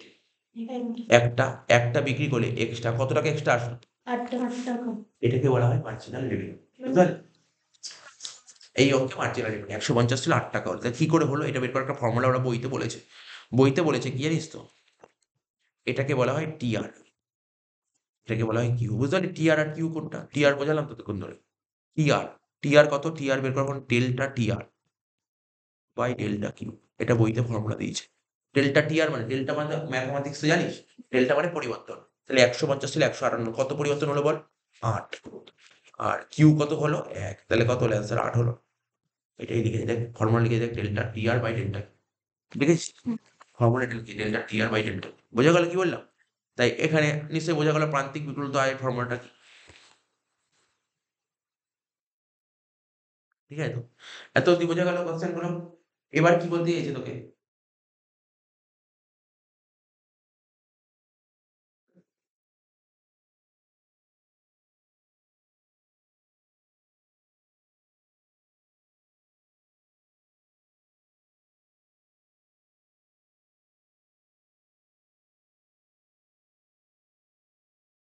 বলছে কি? বলছে রিলেশনশিপ অ্যামাং, কি কি বলছে? টিআর, এআর আর এমআর। কি কি বললাম? কার কার রিলেশন? এই রিলেশনটা খুব ইম্পর্টেন্ট কোশ্চেন। কার কার রিলেশন জানতে চাইছে? টিআর, এআর আর এমআর এর রিলেশন বললো। কি বলেছে? বলছে টিআর, এআর আর এমআর এর মধ্যে সম্পর্ক দুটি অবস্থা মানে দুদিক থেকে আলোচনা করা যায়। কি বললাম? এদের মধ্যে যখনই তোকে রিলেশন বলবে দুদিক থেকে আলোচনা করা যায়। মানে দুটো দুটো অ্যাঙ্গেল থেকে আলোচনা করা যাবে। কি বললাম? যখনই সম্পর্ক বলবে টিআর, এমআর আর এআর এদের মধ্যে যখন সম্পর্ক বলবে তোকে দুটো অ্যাঙ্গেল থেকে আলোচনা করে। দুটো অ্যাঙ্গেল থেকে, দুটো অ্যাঙ্গেল তোকে শেখাবো। দুটো অ্যাঙ্গেল শেখাবো। দুটো অ্যাঙ্গেল থেকেই শেখাবো। দুটো অ্যাঙ্গেলটা কি? প্রথম অ্যাঙ্গেলে ধরা হচ্ছে দামটা স্থির। দামটা স্থির। স্থির মানে কি? ধর আমি 5 টাকা করেই বেচি। আরেকটা অ্যাঙ্গেলে বলা হবে দামটা স্থির নয়। ২ অ্যাঙ্গেল থেকে বোঝানো হবে। সে লিখেছে প্রথমটিতে ধরা হচ্ছে দ্রব্যের দাম স্থির আছে। ঠিক আছে? দ্রব্যের দাম স্থির আছে। দাম স্থির আছে মানে তার দাম 5 টাকা করেই হচ্ছে। 5 টাকা করেই পেন বেচছি। ঠিক আছে? এবং নির্দিষ্ট দামে বিক্রেতা যত খুশি দ্রব্য বিক্রি করতে পারে। পূর্ণ প্রতিযোগিতামূলক বাজারে ফার্ম এই অবস্থার সম্মুখীন হয়। তাহলে কোন বাজারে এরকম অবস্থা দেখা যায়? পূর্ণ প্রতিযোগিতামূলক বাজারে। দ্বিতীয়টি ধরা হচ্ছে দ্রব্যের দাম স্থির নয়, অপরিবর্তনীয়, চেঞ্জ হতে থাকবে, দাম চেঞ্জ হতে থাকবে। ঠিক আছে তো? অর্থাৎ অতিরিক্ত একক দ্রব্য বিক্রির জন্য বিক্রেতা দাম কম করে। ঠিক আছে? দাম চেঞ্জ হতে থাকছে। তো যখনই তুমি অতিরিক্ত একক দ্রব্য বিক্রি করবে তখন বিক্রেতা দাম করে। আর এটা কোন বাজারে সম্ভব? অপূর্ণাঙ্গ প্রতিযোগিতামূলক বাজারে সম্ভব। ঠিক আছে তো? তাহলে এই ২ অবস্থায় ফার্মে বিক্রয়োক্ত আয়ের বিভিন্ন ধারণার সম্পর্কে আলোচনা করা হচ্ছে। তাহলে কি বলতে চাইছে এখানে? যখনই তোর পরীক্ষায় টিআর, এমআর আর এআর এর মধ্যে সম্পর্ক বলবে, বলবি এই সম্পর্কটা আমরা দুদিক থেকে আলোচনা করব। একটা এক্সাম্পল এরকম বলতে পারি, যেটা হচ্ছে তোমার দামটা স্থির আছে। দাম যখন স্থির আছে তখন কোন বাজারে দেখা যায়? পূর্ণ প্রতিগুণমূলক বাজার। আর যখন দাম পরিবর্তন হবে তখন অপূর্ণ প্রতিগুণমূলক বাজার। পরীক্ষায় মানে যখন লিখবি না, এই কথাটা কিছু লিখতে হবে না, তোর নিজের এখন যে পড়াবো ওটা বোঝার জন্যই লিখবি, বোঝার জন্য বললাম, পরীক্ষায় এটা লিখতে হবে না। তাহলে যখন তোকে পরীক্ষায় দেবে, এবার কতটা বড় কোশ্চেন দিয়ে তার উপর ডিপেন্ড করবে, কতটা নাম্বার তার উপর ডিপেন্ড করবে তুই কতটা লিখবি। আমি খুব বড় করে বোঝাচ্ছি এটা, হ্যাঁ। পরীক্ষায় কতটা নাম্বার দেবে তার উপর ডিপেন্ড করবে যে তোর কতটা লিখতে হবে। আমি নাই নোটটা বলে দেবো যে কতটা লেখা উচিত, মানে পড়ে তো নিলি এখানটায়, কতটা লেখা উচিত আমি বলে দেবো। তাহলে কি বললাম, তুই যখন পরীক্ষায় সম্পর্ক লিখতে বলবে তখন বলতে পারিস দাম স্থির হলে কি হতে পারে আর দাম পরিবর্তন হলে কি হতে পারে, দুদিক থেকে আমি বোঝাবো। ঠিক আছে, প্রথমে বলছি কি দাম যদি স্থির থাকে, ঠিক আছে, দাম যদি স্থির থাকে, এইগুলো কিন্তু তোকে প্র্যাকটিস করতে হবে, বাড়িতে খাতায় করে করে প্র্যাকটিস করতে হবে। তাহলে দেখ, দাম যদি স্থির থাকে, তুই প্রথমে কি চার্ট চার্ট এর মধ্যে তোকে লিখে লিখে দেখাতে হবে। ঠিক আছে, এ পরীক্ষায় দিয়ে দেবে না চার্ট, চার্ট কিন্তু মনে রাখতে হবে। ঠিক আছে তো, তাহলে তুই কি বলবি, প্রথমে বলবি যে আমাকে সম্পর্ক লিখতে বলে টিআর এমআর এআর। তাহলে প্রথমে যখন স্থির থাকবে, যখন দাম স্থির থাকে তখন বলবি টিআর এমআর আর এআর এর মধ্যে সম্পর্কগুলি আলোচনা করা হলো। তাই এখানে লিখে দেখ, স্থির দামের ভিত্তিতে, ঠিক আছে, এদের মধ্যে সম্পর্ক। আর বুঝতে পারলি তো, প্রথমে হেডিং দিবি যে লিখবি যে যখন দাম স্থির থাকে তখন টিআর এমআর এর মধ্যে সম্পর্কগুলিকে আন্ডারলাইন করবি। লেখার পর কি লিখবি, লিখবি এটি পূর্ণ প্রতিযোগিতামূলক বাজারে সম্ভব। এটি সম্ভব কোন বাজারে? পূর্ণ প্রতিযোগিতামূলক বাজারে সম্ভব। ঠিক আছে তো, অর্থাৎ দ্রব্যের দাম স্থির অবস্থায়, আর কিছু লিখতে হবে না, আর কিছু লেখার দরকার নেই। কি লিখবি, মানে পুরো মানে পয়েন্টটা লিখে আন্ডারলাইন করলি, আন্ডারলাইন করে লিখবি এটি পূর্ণ প্রতিযোগিতামূলক বাজারে সম্ভব। কোন বাজারে সম্ভব? ব্যাস, তারপর তুই বলবি বিষয়টিকে আমরা একটি তালিকার মাধ্যমে দেখা। কি বললাম, বিষয়টিকে তালিকার মাধ্যমে দেখা। 2 লাইন লিখে দিলাম। এবার তালিকাটা দেখ কি আছে, প্রথম ঘরটা দেখ। দেখ আমি তোকে করে করে দেখাই, তাহলে বুঝতে সুবিধা হবে, এখানে দেখে না তুই বুঝতে অসুবিধা হতে পারে।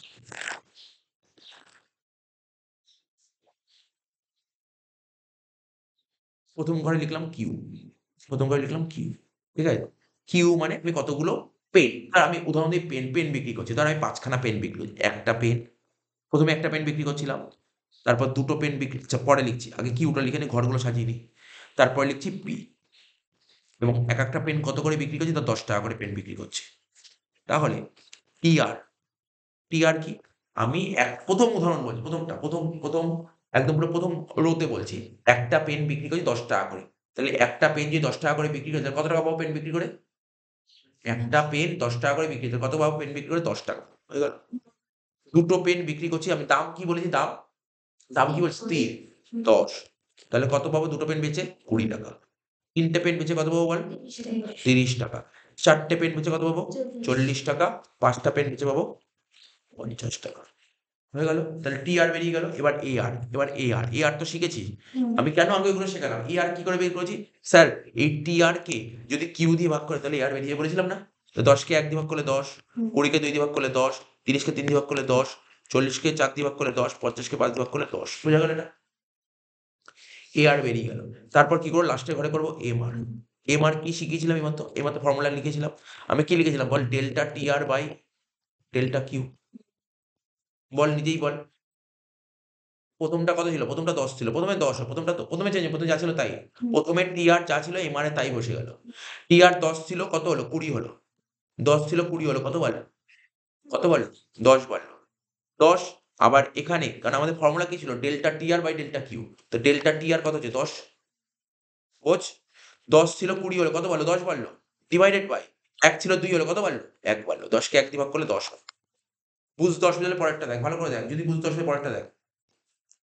20 ছিল 30 হলো, কত বাড়ছে? 10 10 বাড়লো। আচ্ছা 2 ছিল 3 হলো, কত বাড়ছে? তাহলে 10 হলো। তো সব কটাই 10 হবে। এই হচ্ছে তোর দাম যখন স্থির থাকে এই টেবিলটা হয়ে গেল। বোঝা গেল টেবিলটা? হুম। ঠিক আছে, দাম যখন স্থির থাকে এটা, তাহলে বুঝতে পারলি টেবিলটা কি হলো? হ্যাঁ, ছবিটা যদি এটা যদি তোকে ছবি আঁকতে বলে, ছবিটা কি, ছবিটা জানিস ছবিটা কেমন হবে? দেখ এদিক থেকে। এইদিকে হয় হচ্ছে তোর আউটপুট। আউটপুটকে বাংলায় কি বলে বলতে পারবি? বিক্রয়ের পরিমাণ। কি লিখলাম? বিক্রয়ের পরিমাণ। ঠিক আছে? আর এইদিকে কি লিখবো? এইদিকে লিখবো টিআর। কি লিখবো এইদিকে? এইদিকে লিখবো টিআর। টিআর মানে কি? টিআর এর ফুল ফর্ম কি বললাম? টোটাল মোট বিক্রয় লব্ধ আয়, টিআর। তাই তো? তাহলে টিআর কি হচ্ছে? টিআর এর দিকে তাকা। টিআর কি হচ্ছে? আস্তে দেখে কি বুঝবে টিআরটা কেমন হচ্ছে? স্যার 10, 20, 30, 40, 50, তাহলে এটার ছবিটা কেমন হবে জানিস তো? দেখ, বাড়ছে তো আস্তে আস্তে, কি হচ্ছে আস্তে আস্তে বাড়ছে, তাহলে বাড়ছে মানে উপরের দিকে যাবে, যদি কমতো তখন নিচের দিকে আসতো, ঠিক আছে? বাড়ছে মানে এরকম হয়ে গেল। এটা হলো টিআর, বোঝা গেল টিআর কার্ভটা কেমন হলো? মনে রাখতে পারবি টিআর কার্ভটা এরকম, ঠিক আছে? তো স্যার আপনি আরেকটা জিনিস দেখা, আরেকটা জিনিস দেখ, এ আর এম আর কেমন ছিল? এ আর এম আর কেমন ছিল? সেম। সেম ছিল না? হ্যাঁ। আর পি, পি এ দেখ দেখা, এই যে হাইলাইট করে দিচ্ছি, P A R M R তিনটেতে সমান, একই না? তিনটেতে সমান, একই না? তিনটেই সমান। আমি মনে করছি বইতে না ছবি আলাদা করে এঁকেছে, আমি চাইলে একবারেও আঁকতে পারি, একবারেও আঁকতে পারি, আলাদাও আঁকতে পারি, কোনো সমস্যা নেই, ঠিক আছে? টি আর দেখ, সাপোজ ধর এটা কি আর টি আর, এইদিকে টি আর হয়, এইদিকে টি আর হয়, এইদিকে এ আর হয়, এইদিকে এম আর হয়, সমস্ত রেভিনিউ গুলো এইদিকেই হবে, ঠিক আছে তো? এবার দেখ, ঠিক আছে তো? তো 10, ওরা কি বলেছে ভালো করে যদি বুঝিস, কোয়ান্টিটি যখন এক, দেখ কিউ যখন এক, দাম তখন কত? 10, তাই তো? হুম। ধর সাপোজ আমি বোঝানোর জন্য যে পরীক্ষা এটা না করলেও হবে, এটা 1, 2, 3, 4, 5, দাম কত? ধর এদিক দাম, এদিকেও দাম, দাম এইদিকে থাকে, মানে দাম মানে কি, রেভিনিউই তো দাম এর মধ্যেই পড়বে, এইদিকে সব দামটাও এইদিকে পড়ে, প্রাইসটাও এইদিকে পড়ে, সব এইদিকে, রেভিনিউ প্রাইস সব এইদিকে। তো সাপোজ ধর এটা 5, এটা তার দামটা ধর আছে 5, তারপর এটা তার দাম 10, মানে বুঝলি তো? এটা ধর 15, এটা হচ্ছে দাম, এদিকে দাম। আমার কি বলেছিল এখানে কোশ্চেনে, দাম কত বলেছিল? 10। 10, 10 মানে কোন লাইনটা? এই লাইনটা। এই লাইনটা। তাহলে যখন আমার 1, যখন আমার 1, তখন দাম কত? 10। বুঝতে পারলি? সব 10 মানে কোন এরকম হবে না, সমান্তরাল হবে, বুঝতে পারছিস? সমান্তরাল কেন হবে? সেম লাইন হবে। তাহলে এটাই কি লাইন? এই লাইনটাকে তুই বলতে পারিস কি? এই লাইনটাই বলতে এটাই এ আর এটাই এম হুম। আর এটাই পি। একটা ছবির মধ্যে আঁকা হয়ে গেল না? হুম। এখন স্যার ওটা এম আর মানে আর ইকুয়ালস টু এই তো দেখ না ভালো করে পড়, পি কত করেছিল? 10। এ আর কত পেয়েছে? 10। এম আর কত পেয়েছে? 10। তিনটে তো সমান, তাহলে তো আমি বলতে পারি না যেটা এ আর এম আর এটা পি। বলেছে পিটা হচ্ছে 10, এই দিকটা পি, এই হচ্ছে তোর ছবিটা গেল। তো এবার এখানটা দেখ কি লিখেছে, এটাই এখানে লিখেছে, আর কিছু নতুন করে কিছু লেখেনি। এখানে কি লিখেছে দেখ, এই যে ছবিটার দিকে যদি তাকায়, ওরা দুটো ছবি আলাদা করে রেখেছে, দেখ ওরা লিখেছে টিআর হলো মোট বিক্রয়লব্ধ রেখা। এই যে ছবিটার দিকে কি দেখে বুঝতে, ছবি দেখে কি বুঝতে পারছিস? স্যার টিআরটা কি হলো? টিআরটা কি হলো? মোট বিক্রয়লব্ধ রেখা। এই রেখাটা কোথা থেকে শুরু হয়েছে? এটাকে বলে উৎপত্তি স্থল, উৎপত্তি স্থল থেকে শুরু হয়েছে, উৎপত্তি স্থল থেকে শুরু হয়ে আস্তে আস্তে কি হয়েছে, উপরের দিকে গেছে না নিচের দিকে গেছে? তাই বলছে উৎপত্তি স্থল থেকে উদ্যমমুখী। আচ্ছা এটা কি সরলরেখা নাকি বক্ররেখা হয়েছে? এই রেখাটা কি সরলরেখা না বক্ররেখা? সরলরেখা, তাই লিখেছে এটা উত্তমুখী সরলরেখা। এটি উৎপত্তি স্থল থেকে শুরু হয়, কারণ কেন, এখন যদি কোশ্চেন করে কেন এটা উৎপত্তি স্থল থেকে শুরু হয়ে, এখানে লিখেছে উৎপত্তি স্থল থেকে শুরু হয়, কারণ বিক্রি বাড়লে, বিক্রির পরিমাণ শূন্য হলে, বিক্রি যদি শূন্য হয়, আজকে বল তুই একটাও পেজ যদি বিক্রি না করিস তাহলে তোর ইনকাম কত হবে? শূন্য হবে। এই জন্য শূন্য থেকে শুরু হয়েছে, ঠিক আছে তো? বলছে বিক্রির পরিমাণ শূন্য হলে মোট বিক্রয়লব্ধ আয়ও শূন্য হয়। এটি উত্তম সরলরেখা, কারণ বিক্রি বাড়ার সাথে সাথে মোট বিক্রয়লব্ধ আয়ও সমানুপাতে হতে পারে। এত কিছু লিখতে হবে না পরীক্ষা হলে, এত দেখ তো এত বড়, হ্যাঁ এখন লিখবি যে এটা যখন চিত্রর মাধ্যমে দেখাবি, তুই বলবি যে এক্স অ্যাক্সিস, বুঝিস তো এক্স অ্যাক্সিস কাকে বলে? বলবি এক্স অ্যাক্সিসে আমরা দেখি বিক্রয় পরিমাণ, ওয়াই অ্যাক্সিস দেখি যে আমরা মোট বিক্রয়লব্ধ আয়, ঠিক আছে? মোট বিক্রয়লব্ধ আয়। আর এটি উৎপত্তি স্থল থেকে শুরু হয়েছে, ঠিক আছে? উৎপত্তি স্থল থেকে শুরু হয়ে ঊর্ধ্বমুখী সরলরেখা, ব্যাস। এখানে টি আর হলো মোট বিক্রয়লব্ধ আয় রেখা, ব্যাস, তাই লিখেছি। দ্রব্যের দাম স্থির অবস্থায় গড় বিক্রয়লব্ধ আয় ও প্রান্তিক বিক্রয়লব্ধ আয়ের মধ্যে সম্পর্ক কেমন দেখিয়েছে দেখ। যেই ছবিটা আমি একবারে আঁকলাম ওরা আলাদা আলাদা করে এঁকেছে, ঠিক আছে তো? কি লিখেছে দেখ, দ্রব্যের দাম স্থির অবস্থায়, বিক্রির পরিমাণ যাই থাক না কেন, বিক্রি যাই থাকুক না কেন, বিক্রি যাই থাকুক না কেন, এ আর, এ আর স্থির থাকছে, এ আর স্থির থাকছে, এবং এ আর স্থির বলছে গড় বিক্রয়লব্ধ আয় সকল সময়ে ওর সমান। এ আর স্থির থাকছে মানে তো এমারও তো স্থির থাকছে, দেখ কি লেখা ছিল এখানে, বিক্রি যাই, বিক্রির পরিমাণ যাই হোক না কেন, এ আর স্থির থাকছে, এমারও তো স্থির থাকছে। এখানে তাই লিখেছে, ভালো করে পড়তে হবে তোকে, বুঝতে হবে, কিছু নেই এমন কিছু কথা বলেনি। দ্রব্যের দাম স্থির থাকায় বিক্রির পরিমাণ যাই হোক না কেন, এ আর স্থির থাকছে, মানে এ আর 10 করেই হচ্ছে, ঠিক আছে? এবং এ আর সকল সময়ই এম আর এর সমান। এ আর যখন 10, দেখ এম আরও তখন 10 হয়েছিল, দেখ হুম। এ আর যখন 10 এম আর তখন 10, এ আর যখন 10 এম আর তখন 10, এ আর যখন 10 এম আর তখন 10, ঠিক আছে? তা এখানে তাই বলেছে। এই অবস্থায় গড় বিক্রয়লব্ধ আয় রেখা ও প্রান্তিক বিক্রয়লব্ধ আয় রেখার আকৃতি দেখানো হয়েছে, ঠিক আছে তো? মোটামুটি তুই যতটুকু বুঝতে পারছিস ততটুকু লিখলেই হলো। যেমন আমি তো বলবো একবারে ছবিটা আঁকবি, লিখবি এক্স অ্যাক্সিসে আমরা কি দেখিয়েছি বিক্রির পরিমাণ, আর ওয়াই অ্যাক্সিসে আমরা দেখিয়েছি মোট বিক্রয়লব্ধ আয়, গড় বিক্রয়লব্ধ আয় আর প্রান্তিক বিক্রয়লব্ধ দেখিয়েছি। ঠিক আছে? এখানে বলবি যে মোট বিক্রয়লব্ধ আয় রেখাটি উৎপত্তি স্থল থেকে শুরু হয়ে ঊর্ধ্বমুখী সরলরেখা হয়েছে। একবারে লিখবি, কোনো এত বড় লেখার দরকার নেই, এত বড় লেখার সময় পাবি না। ঊর্ধ্বমুখী সরলরেখা হয়েছে। আচ্ছা, এখানে আর এম রেখাটা কেমন হয়েছে? আর এম রেখাটা হচ্ছে এক্স অক্ষের সমান্তরাল হয়েছে। এক্স অক্ষের সমান্তরাল, এটা তোকে লিখতে হবে। দেখ, তাই এরা পরে লিখেছে, এই যে এখানে ওরা লিখেছে DD1, ওরা এটা লিখে DD1, আমরা কি লিখলাম বল? আমি কি লিখলাম? লিখে DD1 লিখিনি। আমি কি লিখি? আর এম আর পি, একই ব্যাপার, একই ব্যাপার। তো ওরা লিখেছে DD হলো গড় বিক্রয়িত আয় রেখা, এটি অনুভূমিক অক্ষের সমান্তরাল, কারণ বিক্রেতারা নির্দিষ্ট দামে যে কোনো পরিমাণ দ্রব্য বিক্রি করতে পারে। আবার গড় বিক্রয়িত আয় রেখা অনুভূমিক অক্ষের সমান্তরাল হয়েছে। ওই একই লেখা, এত কিছু লেখার দরকার নেই। তুই লিখবি যে এখানে AR আর MR পরস্পরের সমান হয়েছে, আর এটা এক্স অক্ষের সমান্তরাল হয়েছে। মানে লিখছে এটাই অনুভূমিক অক্ষের সমান্তরাল হয়েছে, কারণ বিক্রেতারা এই লিখেছে। বেশ, আর কিছু লিখতে হবে না, এইটুকু লিখলেই হয়ে যাবে।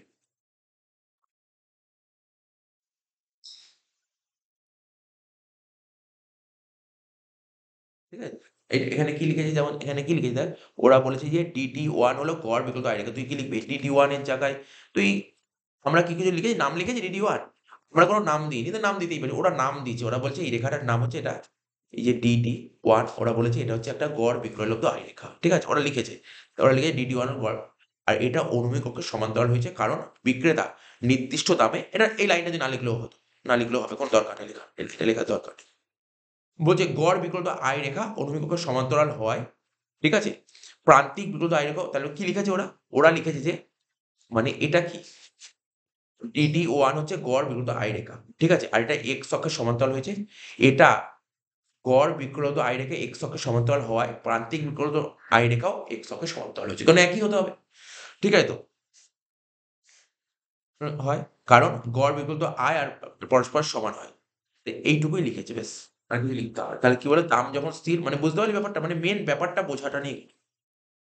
পরীক্ষায় যখনই আসবে তোকে দুদিকে অ্যাঙ্গেল থেকে বোঝাতে হবে। প্রথমে লিখবি দাম স্থির পূর্ণ প্রতিবিম্ব বাজারে সম্ভব, তারপর এই টেবিলটা দিবি, টেবিলটা দিয়ে তুই ছবিটা, আমি যেটা সিঙ্গেল ছবি আঁকলাম, সিঙ্গেল ছবি আঁকবি, এই ছবিটা আঁকলেই হবে তাড়াতাড়ি। ঠিক আছে? সিঙ্গেল ছবি আঁকতে পারবি তো? সিঙ্গেল দুটো ছবিকে একবারে মার্চ করে দিবি, তারপর লিখবি, ব্যাখ্যা করে দিবি, যেটা ব্যাখ্যা করতে বললাম সেই ব্যাখ্যাটা করে দিবি, ব্যাস, তাহলেই এনাফ, আর কিছু দরকার। হ্যাঁ, না, এই যে এই লেখাটা আর এই লেখাটা, দুটো লেখাটা একবারে লিখবি, 2 লাইন 2-3 লাইন লিখলেই হবে, বেশি বড় লিখতে হয় না। ঠিক আছে?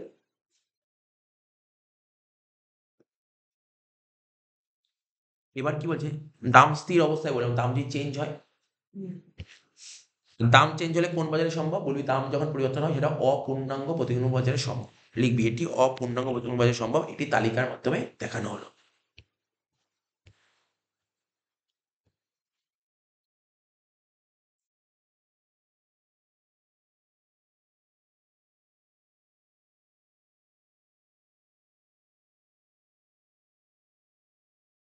ওই যেভাবে করছি আগেরটার মধ্যে লিখবো, পুরো সেম হবে ছক। কিউ, তারপর দাম মানে কি পি, তারপর টিআর, তাই তো, তারপর কি ছিল বল, এআর, তারপর এমআর। এখানে কি 1 থেকে 7 অব্দি নিচ্ছি। কোশ্চেন করিস না, আগেরটা 5 নিয়েছি, এখানে আমরা 7 নিই। কোশ্চেন করিস না, কোশ্চেন করলে বোঝাতে অসুবিধা হবে, তাহলে বুঝতে পারবি কেন 7 নিলাম। একটু, কারণ দেখ 5টা এক্সাম্পল নিলে তুই প্রপার ছবিটা বুঝতে পারবি না, ছবি বুঝতে পারবি না। 7 নিলে ছবিটা বোঝা যাবে। কেন আমি তোকে বলছি, একটু করতে যখন শেষ হবে তখন বলবো কেন 7 নিয়েছি। 4, 5, 6, 7। দামটা কি ছিল আগেরটায়? দাম আগের যে এক্সাম্পল করলাম, দাম কেমন ছিল? দাম সমান ছিল। এখানে কি সমান হবে? না, না, সমান হবে না। তাহলে দামটা কেমন হবে? দেখ, কমতে থাকবে আস্তে আস্তে, কম 10। কেন কমতে হবে? তাহলে স্যার কেন কমাচ্ছেন, বাড়াচ্ছেন না কেন? দেখ, আমি কি বলি স্যার, যত বেশি গুডস, আজকে তুই দোকান থেকে যত বেশি গুডস কিনবি, একটু কি নাই, একটু তো কম হয়, যে প্রাইসটা একটু প্রাইসে ডিসকাউন্ট দিয়ে দেয়। ঠিক আছে? 10, 9, এটা এরকম একটা এক্সাম্পল তৈরি করে এগানো হয়েছে। ঠিক আছে? 10, 9, 8, 7, 6, 5, 4। ঠিক আছে? টিআর কত হবে বুঝতেই পারছিস, 10 হবে, 18 হবে, 24 হবে, 28 হবে, 30 হবে। 30 হবে, 28 হবে, হয়ে গেল এটা। এই 8 তো নিশ্চয়ই বুঝতে পারছিস কি হবে বলার চেষ্টা কর। 10কে 1 দিয়ে ভাগ করলে 10 হয়, 18কে 2 দিয়ে ভাগ করলে 9 হয়, 24কে 3 দিয়ে ভাগ করলে 8 হয়, 28কে 4 দিয়ে 7 হয়, 30কে 5 দিয়ে 6 হয়, 30কে 6 দিয়ে 5 হয়, ঠিক আছে তো? আর 28কে 7 দিয়ে 4 হয়। ঠিক আছে? দেখতে পাচ্ছিস তো? আগের অঙ্কনে কি ছিল? পি আর এ আর সমান ছিল না? হ্যাঁ। এখানে তো সমান হবে না। এম আরটা কি হয়? এম আর তো শিখিয়েছি অলরেডি। এম আর কি করে করেছিলাম বল ফর্মুলা? তুই এটা বলতে পারিস না delta T R by delta Q. প্রথমটা যা ছিল তাই হবে অ্যাজ ইট ইজ 10। তারপরেরটা 10 ছিল 18 হলো কত বাড়ছে? 8 18 ছিল 24 হলো কত বাড়ছে? 24 ছিল 28 হলো কত বাড়ছে? 4। 28 ছিল 30 হলো কত বাড়ছে? 2। 30 ছিল 30 কত বাড়ছে? 0। ঠিক আছে? 30 ছিল 28 হলো কত বাড়ছে? -2। এম আর এর ঘরের দিকে তাকা, বাকি সব বুঝে গেছি। এম আর এর ঘরের দিকে তাকা। এম আর নিশ্চয়ই বুঝতে পেরেছিস, বুঝিস? এম আর বুঝেছিস তো? এবার কেন 7টা অব্দি ঘর গেছে জানিস তো? আমি এটাই বোঝাতে চাইছি যে এম আরটা নেগেটিভ। এম আর নেগেটিভ হয়। বুঝতে পারলি? তুই ততটাই অব্দি ঘর নিবি। মন দিয়ে শুনবি আমি যেটা বলছি। যখন দামটা চেঞ্জ হবে না, তখন এম আর এর ঘরটা কেমন করবি জানিস তো? আস্তে, আস্তে কমবে। কমতে, কমতে এমন এক্সাম্পল লাগবে 0 হবে এবং তারপর নেগেটিভ। নাহলে তো ছবি আঁকতে পারবি না তুই। কি বললাম বুঝতে পারলি তো? এম আরটা তুই এমন করবি দেখ, এম আরটা কেমন করবি? এম আরটা তুই যাই করবি আস্তে, আস্তে এম আরটা দেখ কি হচ্ছে? আস্তে, আস্তে দেখ কি হচ্ছে বল? কি হচ্ছে? দেখ, দেখ, তাকা এদিক তাকা কি হচ্ছে বল? কি হচ্ছে? কমছে তো? তারপর কমতে, কমতে কি হয়েছে লাস্টে? নেগেটিভ হয়েছে। নেগেটিভ হয়েছে মাথায় রাখবি। তুই এম আর এর ঘরটা এমন সাজাবি যেন কমবে, কমতে, কমতে আস্তে, আস্তে নেগেটিভ, নেগেটিভ হয়। ঠিক আছে? এবার তোকে যদি কোয়েশ্চেন করি আচ্ছা এ আর কখনো নেগেটিভ হতে পারে? এ আর কোনদিন নেগেটিভ হয় না। কেন জানিস তো? তুই ভাব চিন্তা ভাবনা কর। এ আর করলি কি করে? ভাগ করলি না? ভাগফল কি কখনো মাইনাসে হয়? না। মানে ভাগফল তো মাইনাসে দেখ, ভাগফল মাইনাসে হতে পারে। হতে পারে কিন্তু এই অঙ্কে হবে না, এখানে হবে না। কেন হবে না? কারণ টি আর টা কিসে বেরিয়েছে? টি আর কিসে? সব তো প্লাসে বেরিয়েছে। মানে এ আর কখনো নেগেটিভ হয় না। এ আর কখনো নেগেটিভ হয় না। এম আর নেগেটিভ হতে পারে। আচ্ছা আমি তোকে বলছি। এখানে দেখ ছবি আঁকার, ছবির দিকে ফোকাস করবি। টি আর টা কেমন ছিল? টি আর এর দিকে তাকা। 10 ছিল। বল টি আর কেমন হচ্ছিল? স্যার টি আর তো বাড়ছে। বাড়ছে, বাড়ছে, বাড়ছে, বাড়তে, বাড়তে তারপর কি হয়েছে? ছবির দিকে তাকা, টি আর এর দিকে তাকা। টি আর কি বলছে দেখ। ছবির দিকে তাকিয়ে বল টি আর কি হচ্ছে? প্রথমে দেখ 10 ছিল 18 হলো বাড়ছে, 24 বাড়ছে, 28 বাড়ছে, 30 বাড়ছে, কম বাড়লো। ঠিক আছে তো? তারপর 30 সমান হয়ে গেল। তারপর কি হচ্ছে বল? কমছে।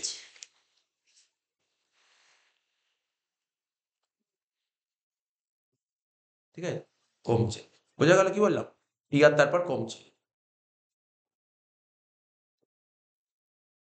ছবিটা যখনই আঁকবি আমি এরম আঁকলাম। ছবিটা এরকম দেখলি ছবিটা কেমন হলো? বোঝার চেষ্টা করবি। ভালো করে বোঝার চেষ্টা করবি। 0 থেকে শুরু হয়েছে। 0 থেকে শুরু হয়ে আস্তে, আস্তে কেমন হলো? কারণ বলছি কি উপরে বাড়ছে, বাড়ছে, বাড়ছে, বাড়ছে। যেই বাড়ছে তারপরে তো কমছে। তাই নিচে নামলো। ছবিটা বুঝতে পারলি তো? এখন তোর মানে প্রশ্ন থাকতে পারে, "স্যার আমি যদি ছবিটা যদি এরকম করে দিই, ভুল করলে?" কিছু হ্যাঁ, ভুল করবি। কেন ভুল করবি?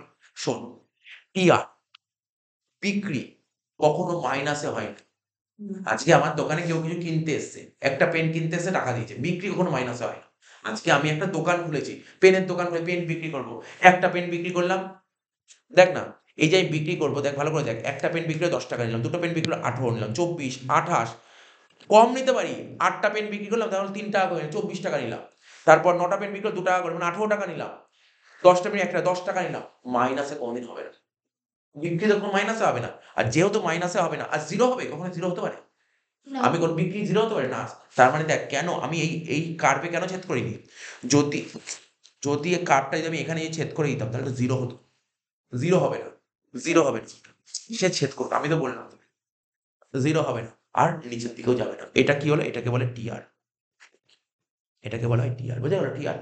আর এখানে আমি তোকে বোঝানোর জন্য মোটামুটি হাতে এঁকেছি তো। তো এরকমটা একটা ইকুয়াল এর মতন লাগছে না একটা? হুম। সমান হচ্ছে না? হুম। ঠিক আছে? তার মানে কেন সমান হলো স্যার? সমান এরকম কেন দিলেন? দেখ দুটো 30, 30 বোঝানোর জন্য। বোঝা গেল কি বললাম? এটা টিআর। টিআরটা বোঝা গেল তো? এখানটায় বইতে যেমন করে যেখানে যে দাগ আছে না এখান থেকে একটা লাইন টেনে দিয়েছে। কেন বোঝানোর জন্য? যেখানে সবচেয়ে হাইয়েস্ট হয়েছে। আচ্ছা এবার কি হচ্ছে বল? এবার বলছে স্যার আপনি এ আর এম আর এঁকে দিন। এ আর এম আর।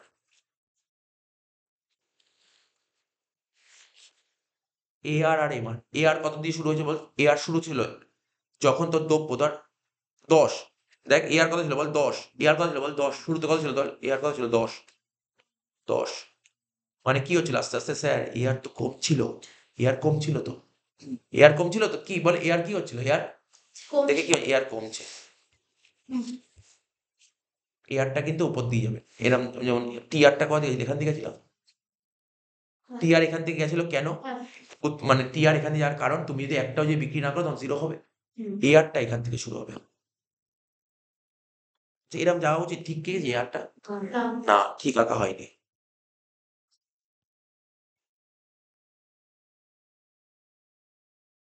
এরকম হবে, ঠিক?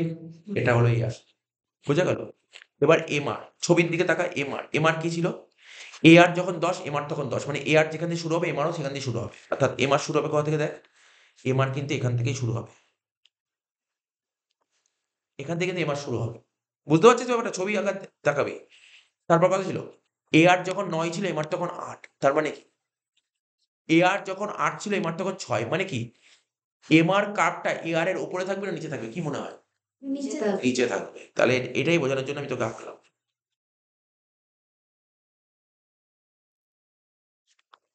হয়ে গেল এবার, বোঝা গেল? নিচে যাবে তো, এম আর নিচে যাবে, এম আর নিচে যাবে, এম আর নিচে যাবে। দেখ ভালো করে দেখ, এম আর কি হচ্ছিল? 0। ছবি কিন্তু বুঝে বুঝে আঁকতে হবে, তুই মুখস্থ করতে পারবি না। ছবি তো তুই মুখস্থ করতে হবে, ছবি তোকে বুঝে বুঝে আঁকতে হবে। এই হলো, দেখ বইতে এটাই এঁকেছে, বুঝেছিস ব্যাপারটা? ছবিটা আলাদা আলাদা করে এঁকে দিলাম, বোঝা গেল কি বললাম? অবশ্যই প্র্যাকটিস করলে পরীক্ষা করবি কি করে? খুব ইম্পর্টেন্ট কোশ্চেন, এগুলো দেবে পরীক্ষায়, এবং খুব ইম্পর্টেন্ট কোশ্চেন এই কোশ্চেনটা। আমি আজকে যে কটা কোশ্চেন পড়ালাম সব কটা ইম্পর্টেন্ট পরীক্ষায় আসার জন্য। আমি প্রথম দিন যে অঙ্ক যেগুলো পড়াবো সেগুলো ইম্পর্টেন্ট, আস্তে আস্তে ইম্পর্টেন্ট গুলো পড়াবো, যেগুলো ইম্পর্টেন্ট বেশি সেগুলো আমি আগে আগে পড়াবো। তার মানে এটা স্টার্ট দিয়ে রাখবো। অবশ্যই স্টার্ট দিবি। তাহলে এখানে কি লিখেছে? তাহলে ওরা দেখেছিস তো, ওরা এই টেবিলটা দিয়েছে, এই টেবিলে এই জায়গাটা কিছু লেখার দরকার নেই, এখান দিয়ে লিখতে হবে। তা কি লিখেছে? বলবি যে এই যে এই চিত্রে, বলবি যে বলবি যে এক্স অ্যাক্সিসে আমরা বিক্রির পরিমাণ আর ওয়াই অ্যাক্সিসে মোট বিক্রয়লব্ধ আয় দেখিয়েছি, ঠিক আছে? আর টি আর হলো কি? টি আর হলো মোট বিক্রয়লব্ধ আয় রেখা, ঠিক আছে? এই রেখা উৎপত্তি স্থল থেকে শুরু হয়ে ঊর্ধ্বমুখী হয়ে সর্বোচ্চ স্তরে পৌঁছানোর পর, ঠিক আছে, নিম্নমুখী হয়েছে, মানে বুঝতে পারলি লিখেছে কি লিখেছে, ওটা বুঝে গেছিস? হয়ে গেল। তার মানে কি লিখবি এখান দিয়ে? এখান দিয়ে লিখবি টি আর হলো মোট বিক্রয়লব্ধ আয় রেখা, এই রেখা উৎপত্তি স্থল থেকে শুরু হয়ে প্রথমে ঊর্ধ্বমুখী হয়ে সর্বোচ্চ স্তরে পৌঁছানোর পর, ঠিক আছে, নিম্নমুখী হয়েছে, নিম্নমুখী হয়েছে। ওই করে অনুভূমিক অক্ষে স্পর্শ করে না লিখলেও হবে, নিম্নমুখী হয়েছে লিখবি। তারপর স্যার আর লিখবো, আর না লিখলেও চলবে, আর না লিখলেও চলবে। এখানে কি লিখেছে? পরিবর্তনীয় দামের ক্ষেত্রে অতিরিক্ত একক বিক্রির জন্য বিক্রেতা দাম কম করে, এই অবস্থায় গড় বিক্রিত আয় প্রাপ্ত আয়ের মধ্যে সম্পর্ক ব্যাখ্যা করা হচ্ছে। তো ওটাই আর কি যেটা বললাম। কি লিখেছে ওরা? ওরা এখানে কি লিখতে চেয়েছে? ওরা লিখেছে, দেখ তুই দেখ কি লিখেছে এখানে এই চিত্রে, এ আর হলো কি? গড় বিক্রিত আয় রেখা, আর যেটা কি হয়েছে ডান দিকে নিম্নমুখী হয়েছে, আর এম আর হলো প্রান্তিক বিক্রিত আয় রেখা, যে ডান দিকে নিম্নমুখী হয়েছে। কিন্তু এম আর রেখা এ আর রেখার নিচে অবস্থান করছে, বোঝা গেল কেন অবস্থান করছে? এম আর রেখা অনুভূমিক অক্ষে এম বিন্দুতে ছেদ করেছে, এই এম বিন্দুতে ছেদ করেছে, ঠিক আছে, করে নিচের দিকে যাচ্ছে, ঠিক আছে? আর এই এম বিন্দুতে কি হয়? যেই বিন্দু ছেদ করে, এম বিন্দু ছেদ করে, তো তাহলে এম বিন্দুতে প্রান্তিক বিন্দু আয় 0 হয়, ঠিক আছে, আর তার নিচের অংশ ঋণাত্মক হয়। বেশ, সুতরাং এম বিন্দুর ওপরের অংশে প্রান্তিক বিন্দু আয় ধনাত্মক। এই যে এম বিন্দুর ওপরের দিকে, এইদিকে কি আছে? এম আর ধনাত্মক, আর নিচের দিকে ঋণাত্মক, ঠিক আছে? এম আর রেখা ডান দিকে নিম্নমুখী, আর এ আর রেখা নিচে অবস্থান করছে। ব্যাস, সুন্দরভাবে এটা কিন্তু তোকে পড়তে হবে, বুঝতে পারলি তো? এই কোশ্চেনটা যেটা পড়ালাম এগুলো কিন্তু ভালো করে একটা করে পড়তে হবে তো।